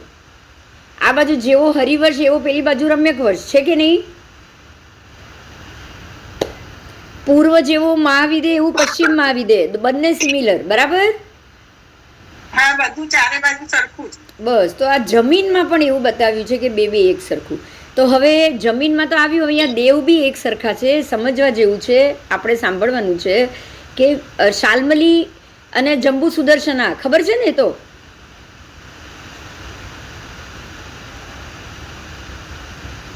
આપણે જંબુ ખબર છે ને, જંબુમાં જે સુદર્શન જે વૃક્ષ છે એની વાત છે, જંબુ વૃક્ષ. નથી ખબર. હા, જંબુ વૃક્ષ કરીને એક બાજુ ઉત્તર કુરુમાં જંબુ સુદર્શના છે અને દક્ષિણ કુરુમાં શાલ્મલીકુટ છે. શું છે? જંબુ દ્વીપના અનારત દેવ, અનારત એવું નામ છે જંબુ દ્વીપનો દેવ. જંબુ દ્વીપના જે અધિષ્ઠાયક દેવ છે ને એમનું નામ છે અનાદ્રત દેવ. અને એ અનાદ્રત દેવ ક્યાં રહે છે? તો કે એ દેવ રહે છે આપણા આમાં જંબુ સુદર્શનામાં. સમજાયું?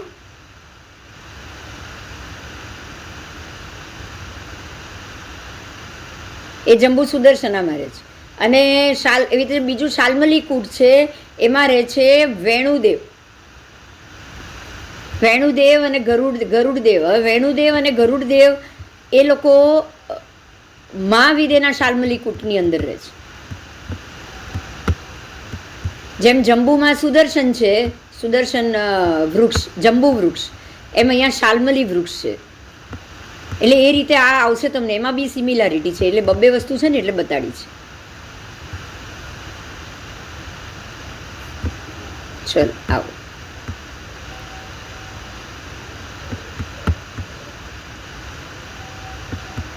હવે છે કે છઠ્ઠા આરામાં ભરત ક્ષેત્રની ભૂમિ કેવી થશે? મને લાગે આપણે આ પાઠ પહેલા કરી ગયા છીએ, રાઈટ?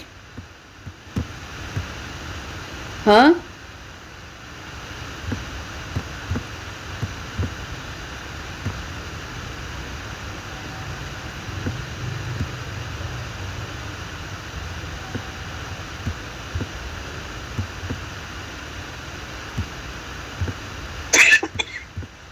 હા કે ના? યાદ આવે? છઠ્ઠો વારો કર્યો છે ને? हाँ, नक्षत्र तो जो है आपने नक्षत्र चक्र भी जाना, नक्षत्र मंडल भी जाना है. अब नक्षत्र में पूर्व दिशा के नक्षत्र, दक्षिण दिशा के नक्षत्र, पश्चिम दिशा के नक्षत्र और उत्तर दिशा के नक्षत्र, सब दिशा के 7 नक्षत्र बताए गए. तो ये 7 नक्षत्र में पूर्व के कौन से हैं? तो अभिजीत, श्रवण, घनिष्ठा, सत्तारा, पूर्व भाद्रपद, उत्तर भाद्रपद, रेवती. ये 7 पूर्व द्वार के नक्षत्र हुए. मतलब जब भी चंद्र ये नक्षत्र में है तो ऐसा माना जाएगा कि चंद्र पूर्व द्वार में है. समझ में आया? उसके बाद दक्षिण द्वार, तो जो अश्वनी, भरणी, कृतिका, रोहिणी, मृगशिरा, आद्रा, पुनर्वसु, ये जो 7 नक्षत्र है उसमें अगर चंद्र है तो वो दक्षिण दिशा में है, ऐसा हम मानेंगे. उसके बाद पुष्य, आश्लेषा, मघा, पूर्व फाल्गुनी, उत्तर फाल्गुनी, हस्त और चित्रा, ये 7 नक्षत्र पश्चिम द्वार वाले हैं. तो जब भी चंद्र ये 7 नक्षत्र में होगा, एक के बाद एक ही आएगा वो, तब हम मानेंगे चंद्र अभी पश्चिम दिशा में है. और चौथा है ये उत्तर द्वार, स्वाति, विशाखा, अनुराधा, ज्येष्ठा, मूल, पूर्वाषाढ़ा, उत्तराषाढ़ा. ये 7 नक्षत्र में जब भी चंद्र होगा तो ये उत्तर दिशा में होगा. आपको पता होगा महात्मा जब भी प्रवेश करते हैं ना तो दिशा के हिसाब से प्रवेश करते हैं. पता है वो સન્મુખ ચંદ્ર જુએ છે. ખ્યાલ છે? આ દિશામાં જવાય, આ દિશામાં ન જવાય. ખબર છે? ચોમાસામાં પ્રવેશ કરે ત્યારે રમેશ બધું જોતા હોય તે સાંભળ્યું છે. હા, તે મુહૂર્ત કાઢવામાં આ વસ્તુ વપરાય છે. એટલે જાણવાની બહુ જરૂરી છે. આપણને ખબર પડે ને કે આ દિવસે આ ચંદ્ર અહીંયા છે તો મારે આ દિશામાં નથી જવું, એવું આપણે નક્કી કરી શકીએ. આવો હવે બધા નક્ષત્ર બબ્બે છે. 2 અભિજીત છે અને એ ચંદ્ર સાથે આટલા મુહૂર્ત અને સૂર્ય સાથે આટલા મુહૂર્ત. એ લોકોના સૂર્ય ચંદ્ર સાથેનો કાળ બતાવ્યો છે. આવો 2 અભિજીત સૂર્ય સાથે 4 દિવસ અને 6 મુહૂર્ત રહે છે અને ચંદ્ર સાથે એ 9 મુહૂર્ત અને 27/67 ભાગ, એટલો જ સમય એ પ્રત્યેક મહિનાની દ્રષ્ટિએ જોવા જશો તો, અને બાકી 5 વર્ષની દ્રષ્ટિએ જોવા જશો તો કે ગતિ અને સંખ્યાત્મક 2 અલગ કર્યા છે. આપણે આ પાઠ કરી ગયા છીએ. ગતિ ભેદથી અને સંખ્યાત્મક ભેદથી ચંદ્ર 2 ભેદથી રહે છે અભિજીત જોડે. ચંદ્ર સંખ્યાત્મક ભેદથી પણ રહે છે, જેમ કે એને 21 જ વાર જવું 5 વર્ષમાં, અને ગતિભેદથી એવી રીતે કે જો તમે એને 67 વાર ગણશો તો ખાલી 9 મુહૂર્ત અને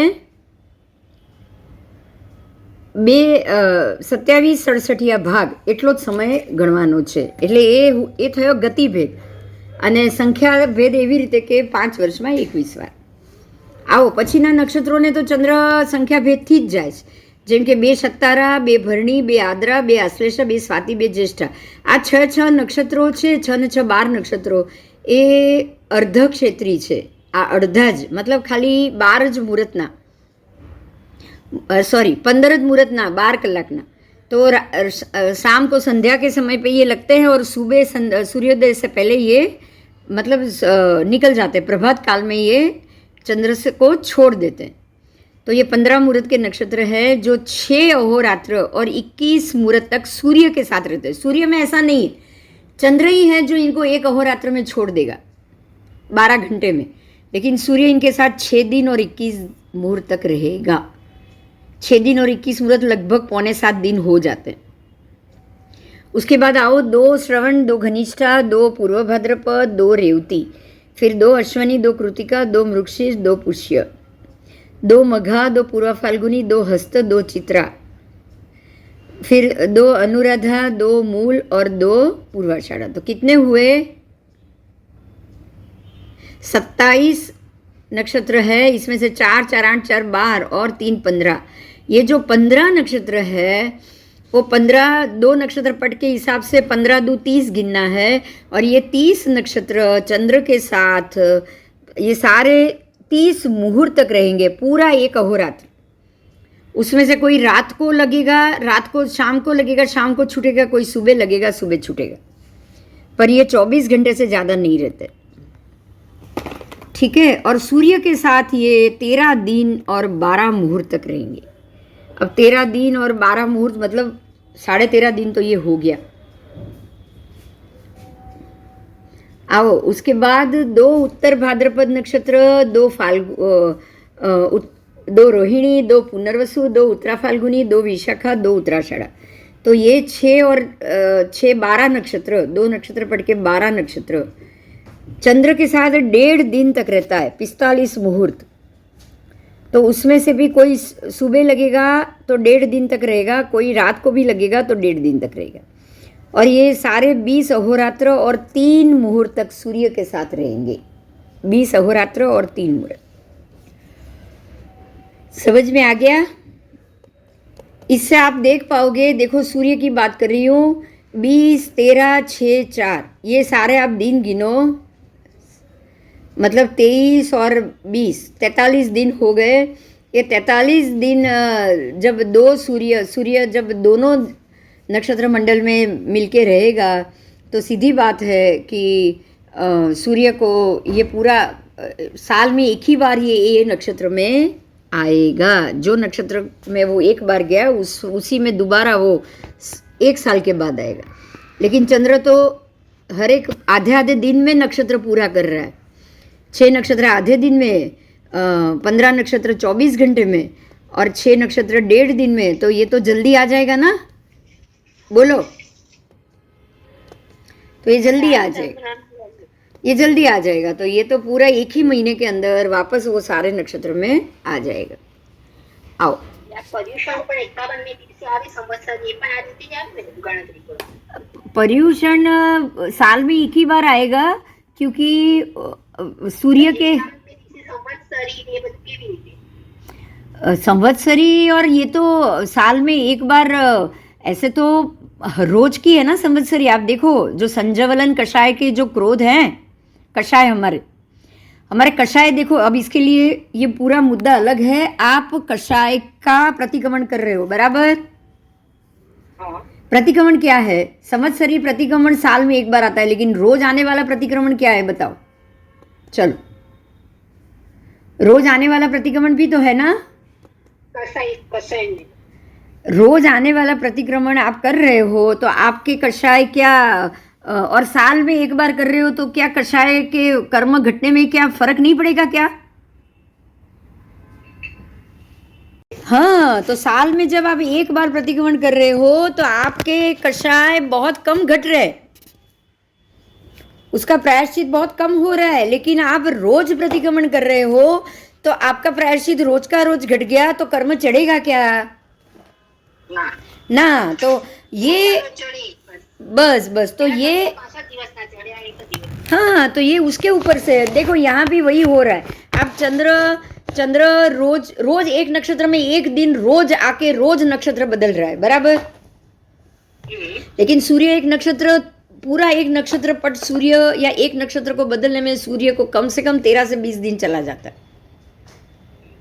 तो वही सिस्टम हुई ना। आप एक साल में एक बार प्रतिक्रमण करोगे और आप रोज प्रतिक्रमण करोगे तो दो में फर्क है कि नहीं? तो रोज प्रतिक्रमण कर, देखो रोज प्रतिक्रमण, एक मिनट, रोज प्रतिक्रमण कर रहे हो वो है देवसी राय, जो रोज दिन में 2 बार कर रहे हो, बराबर। और उसको बोलेंगे संजवलन कषाय, मतलब ये कषाय आपके ऊपर 12 घंटे से ज्यादा रहेंगे ही नहीं। आप 12 घंटे में उसका प्रायश्चित कर रहे हो, पाप का प्रायश्चित हो रहा है। अब अगर आप 15 दिन में कर रहे हो, एक बार रोज नहीं कर रहे हो, तो उसके लिए पक्षी प्रतिक्रमण दिया गया। तो पक्षी प्रतिक्रमण करोगे तो अब आपके कषाय संजवलन नहीं रहेंगे, लेकिन थोड़ा बढ़ेंगे ना, 15 दिन तक तो रहेगी नहीं। तो उसको बोला गया है अप्रत्याख्यानीय कषाय। अब उसके बाद आप 3 महीने तक नहीं कर रहे हो, मान लो 4 महीने तक नहीं कर रहे हो, आप पक्षी नहीं कर रहे हो, आप चौमासी कर रहे हो, हर 4 महीने में एक ही बार कर रहे हो। तो अब आपके कषाय कितने महीने तक रहे? 4 महीने तक रह गए, मतलब कर्म बंधन हो गया। तो ये कर्म बंधन है और 4 महीने तक अगर आपको रखना है तो उसके लिए आया चौमासी प्रतिक्रमण। समझ में आ रहा है? अगर आप चौमासी कर रहे हो तो आपके कषाय 4 महीने तक रहेंगे। अगर आप संवत्सरी एक ही कर रहे हो तो आपका पूरा कषाय साल भर तक रहेगा। और आप वो भी नहीं कर रहे हो तो अब तो कषाय घटेगा ही नहीं घटेगा। अब तो कषाय बहुत मुश्किल से घटेगा। तो अनंतानुबंधी से भी आप निकल गए कि नहीं बाहर?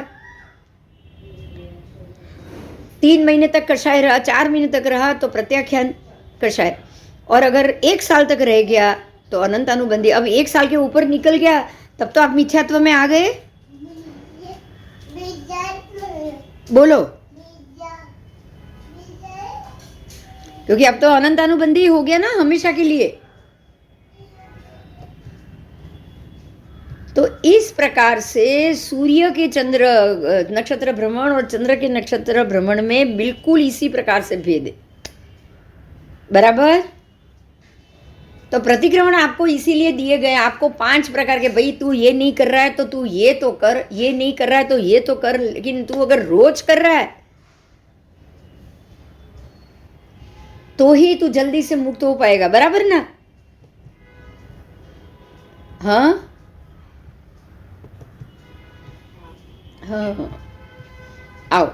ખાલી પૂછવાનું એ હતું હા, કે સંવત્સરી આપણે 51 દિવસે ચોમાસી પછી કેમ કેવી કેલ્ક્યુલેશન? ના એટલે એને માટે પણ એક પાઠ છે કે 70 દિવસ 70 તિથિ બાકી રહે અને 50 તિથિ જાય, 120 તિથિ છે, બરાબર? એક ચોમાસાની બરાબર. ચોમાસાની 120 તિથિ અને 118 દિવસ છે, બસ આ ફિક્સ છે.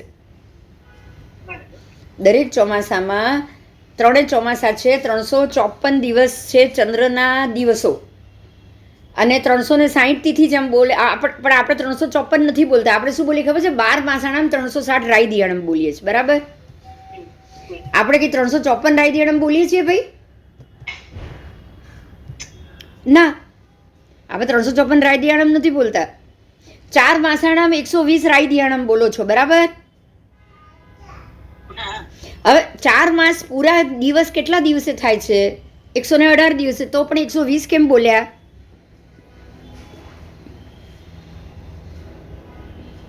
એટલે પરમાત્માએ મહત્વ કોને આપ્યું છે એમ વિચાર. પ્રતિક્રમણ માટે પરમાત્માએ તિથિને મહત્વ આપ્યું છે કે દિવસને મહત્વ આપ્યું છે? દિવસ. તિથિને. કેમ 120 દિવસ? 120 દિવસ 120 તિથિ છે, કેટલા દિવસમાં પૂરી થાય છે? 120 તિથિ થાય. હા, 120 તો તિથિ છે ભાઈ. 4 માસાણામ 120 રાયદિયાણા, તો એ 4 મહિનામાં 120 તિથિ છે, 118 જ દિવસ છે. સમજાયું?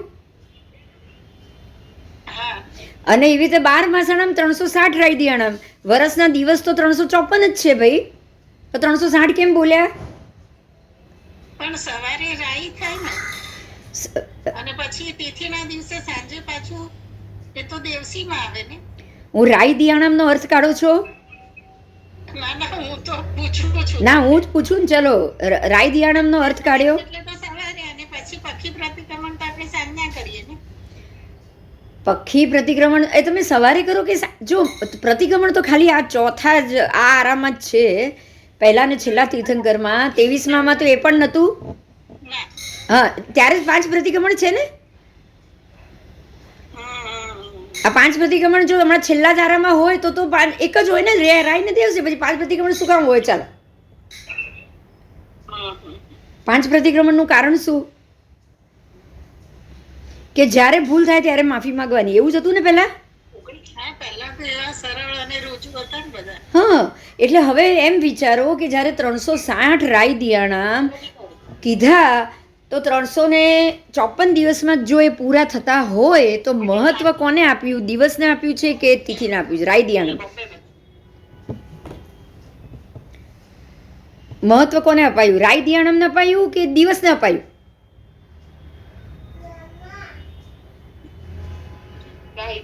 રાયદિયાણમ. એટલે રાયદિયાણમ એ તિથિ છે, કારણ કે રાત્રિ તિથિ જુદી છે ને દિવસની તિથિ જુદી છે. દિવસમાં આવું કોઈ માપ નથી. સમજાયું? રાતની તિથિ જુદી છે, દિવસની તિથિ જુદી છે. તિથિ પણ અડધી થઈ જાય છે. તિથિ 24 કલાક એક તિથિ નથી ચાલતી. રાતની તિથિ, તિથિનું મહત્વ છે, દિવસનું મહત્વ. તિથિનું જ મહત્વ છે, દિવસનું કોઈ મહત્વ નથી. એટલે રાયદિયાણામ બોલાય છે. રાયદિયાણામ 360 રાયદિયાણામ. રાયદિયાણામ એટલે શું? તો કે રાત્રિ અને દિન વાળી તિથિ. રાત્રિ તિથિ, દિન તિથિ. સમજાયું? દિવસમાં તો એવું છે જ નહીં કે રાત અને દિવસ. દિવસ એટલે અહોરાત્ર, આખા 24 કલાક આવી ગયો. એમાં રાત, અડધી રાત ને અડધી દિવસ છે. પણ તિથિમાં એવું નથી. બરાબર? નહીં તો તિથ્યાણમ શું કામ ના લખત? ચાલો, રાય દિવસાણમ શું કામ લખે? બોલે શું કામ? એટલે મહત્વનો મુદ્દો આ જ છે કે 360 તિથિ 354 દિવસમાં જો પૂરી થતી હોય તો 4 મહિના ગણો, 4 મહિનાના 120 રાયદિયાણમ તિથિ 118 દિવસમાં જ પૂરી થાય. તો હવે 120 તિથિના 2 ભાગ કરો. 70 દિવસ એક બાજુ ને 50 દિવસ એક બાજુ થયા તો 170 થયા. 120ના 2 ભાગ કરો ને. 120નું એક ચોમાસું, એમાંથી 50 દિવસ જાય એટલે વર્ષાવાસ કરવાનો, આવું ભગવાને કીધું. 50 દિવસ એટલે 50 તિથિ. પાછી હું દિવસ બોલું એટલે દિવસ નહીં માનવાનું. 50 રાયદિયાણમ જાય એટલે એક વર્ષાવાસ, એવું ભગવાને કીધું.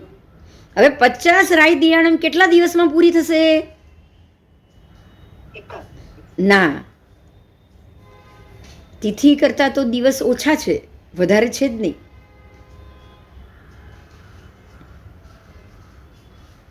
જ્યારે 120 તિથિ 118 દિવસે પૂરી થાય, 120 તિથિમાં 3 તિથિનો ક્ષય આવ્યો, 2 તિથિનો ક્ષય આવ્યો.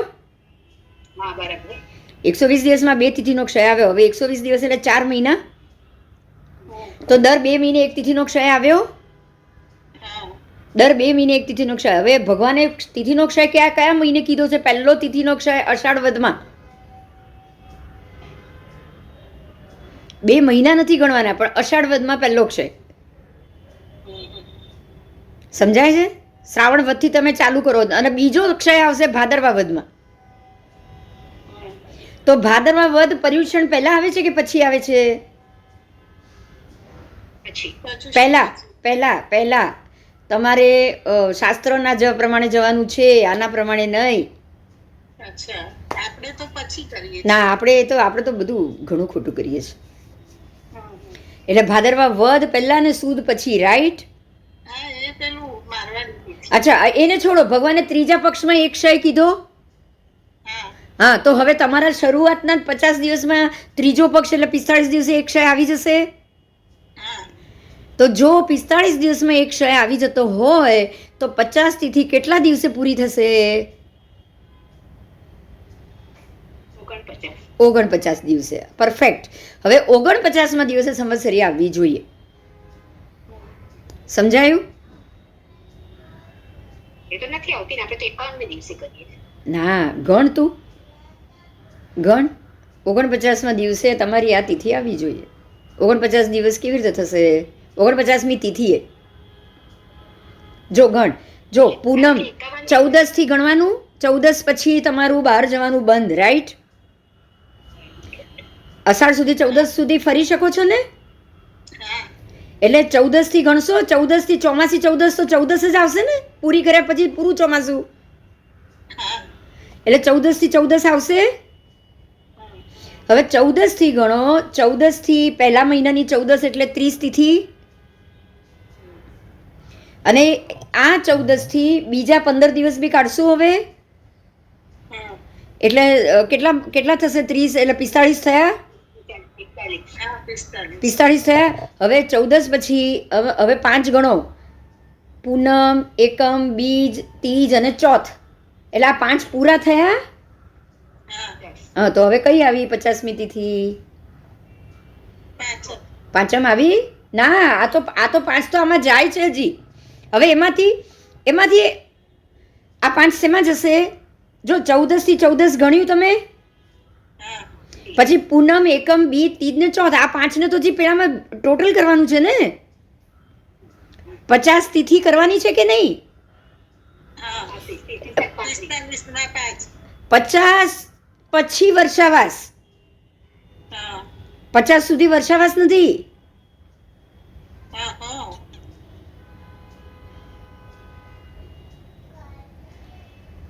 સમજાયું?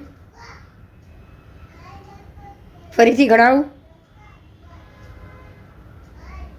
હા, બોલો. ઘણા બધા. 50 નીકળી જાય અને 70 બાકી રહે. બરાબર. તિથિ 70 બાકી રહે અને 50 નીકળી જાય ત્યારે તમારું સંવત્સરી આવી.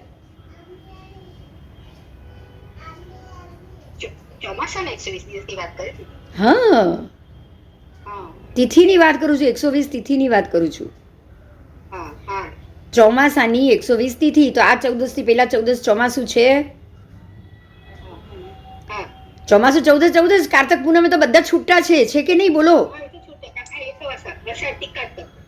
એટલે ચોમાસાથી ચોમાસું થયું ને, એમ કહું છું. 120 દિવસ. 14 થી 14. 14 14 તો પાકું. હા. 14 થી 14 પાકું. હવે 14 થી 14માં એક મહિનો જશે તો અષાઢ સુદ 14 થી શ્રાવણ સુદ 14 એક મહિનો થયો. 30 તિથિ થઈ. હા. અને હવે શ્રાવણ વદ 14 એટલે બીજા 15 એટલે 1.5 મહિનો થયો. 1.5 માસી થઈ. હા. હવે 5 દિવસ હજી કાઢવાના છે ને બીજા હજી. હા. એટલે પૂનમ, એકમ, બીજ, તીજ અને ચોથ. આ 5 બી કાઢો. હા. તો 50 પૂરા કર્યા પછી વર્ષાવાસ આવશે. બોલો ક્યારે આવશે? હા, વર્ષાવાસ એટલે શું? વર્ષાવાસ એટલે જ સંવત્સરી પ્રતિગમ. અચ્છા. એક વર્ષનો વાસ કરું છું હું, એમ. મેં કીધું કે મારા સાહેબના ચોમાસાને જે ઘંટાઓ એ શબ્દ છે કે શું? ના ના, આગમનો આ શબ્દ છે. આગમમાં આ વર્ષાવાસ છે. સંવત્સરીના વર્ષાવાસ શબ્દ કીધા છે. સંવત્સરી તો આપણે કાઢ્યું 12 મહિનાનો એક દિવસ, એટલે આપણે નામ પાડ્યું. પર્યુષણ આપણે નામ પાડ્યું. સમજાય? અવાજ ક્રેક થાય છે, દેખાતું નથી. પર્યુષણ આપણે કીધું. વર્ષાવાસ છે ઓરિજિનલ શબ્દ. ઓકે. અચ્છા. ઓકે. ભગવાને વર્ષાવાસ કર્યો મતલબ કે ભગવાને સંવત્સરી પ્રતિક્રમણ કર્યું. એટલે 50 તિથિ ગયા પછી છે આ નક્કી. 50 આમ જાય 70 આમ જાય જો, પણ એ દિવસે વર્ષાવાસ તો પ્રતિક્રમણ તો કલાકનું જ છે ને, હા એટલે 50મી તિથિ તો પૂરી કરવી પડશે કે નહીં? હમ 50મી તિથિ તો રાતના 12 ચાલુ થાય, બપોરે 12 સુધી તો દિવસ તિથિ પૂરી થઈ ગઈ. અને બીજા દિવસની બીજા 70 વાળી તિથિ તો રાતના 12 થી ચાલુ થશે. હા એટલે બપોરે 12 થી લઈને સાંજના 6 સુધી તમે પ્રતિક્રમણ કરો છો, વહેલું એટલે હોય એટલે વહેલું હોય છે. કારણ કે દિવસ પૂરો થઈ ગયો છે 12 વાગે.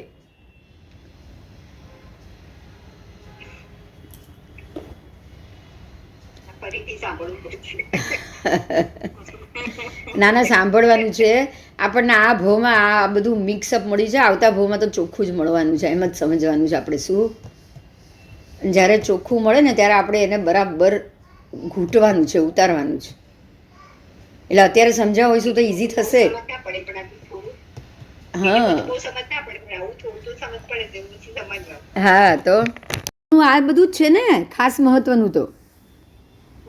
હા તમે સાચું. કેમ કરીને કોઈ સવાલ પૂછે તો સમજ તો પડવી જોઈએ ને આપણે. હા, એટલે કોઈ સવાલ પૂછે તો હવે તો સમજેલા હશો તમે જવાબ બી આપી શકશો. શું એ જ ને વાત છે ને કે કેમ આમ જ કેમ આમ જ. હા, તો જો હવે આ લૌકિક નામ ને લોકોત્તર નામ. જો લૌકિક નામ છે ને શ્રાવણ, ભાદરવો, આસો, કારતક, માગસર, પોષ, મહા, ફાગણ, ચૈત્ર, વૈશાખ ને જેઠ અને અષાઢ. આ જે લૌકિક નામ છે ને એ નક્ષત્રોના ઉપરથી પડેલા છે. સમજાયું? સમજો કે શ્રાવણ મહિનામાં પૂર્ણિમા હોય તો શ્રાવણ નામ પાડી દીધું એનું. પછી ઉત્તર ભાદ્રપદ, પૂર્વ ભાદ્રપદમાં પૂર્ણિમા હોય તો ભાદરવો પાડી દીધું. બરાબર સમજાય છે?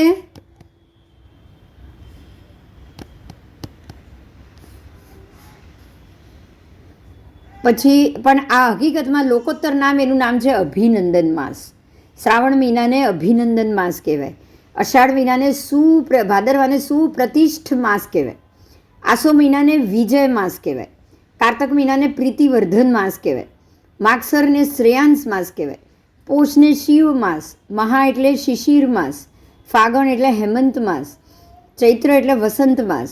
વૈશાખ એટલે કુસુમ સંભવ માસ. જેઠ એટલે નિદાધ માસ. અને અષાઢ એટલે વન વિરોહ માસ. સમજાયું? હા હા, કારણ કે એ શબ્દ ઉપરથી એ મહિનાના ફળ મળતા હોય છે. બરાબર છે. એટલે પ્રમાણે હા, એટલે હવે હેમંત તો કે હેમંત ઋતુ, વસંત તો કે વસંત ઋતુ, આ બધા ફળ મળે એના. બરાબર. એને ફળ મળતા હોય એટલે હા નકશા નીકળી ગઈ છે.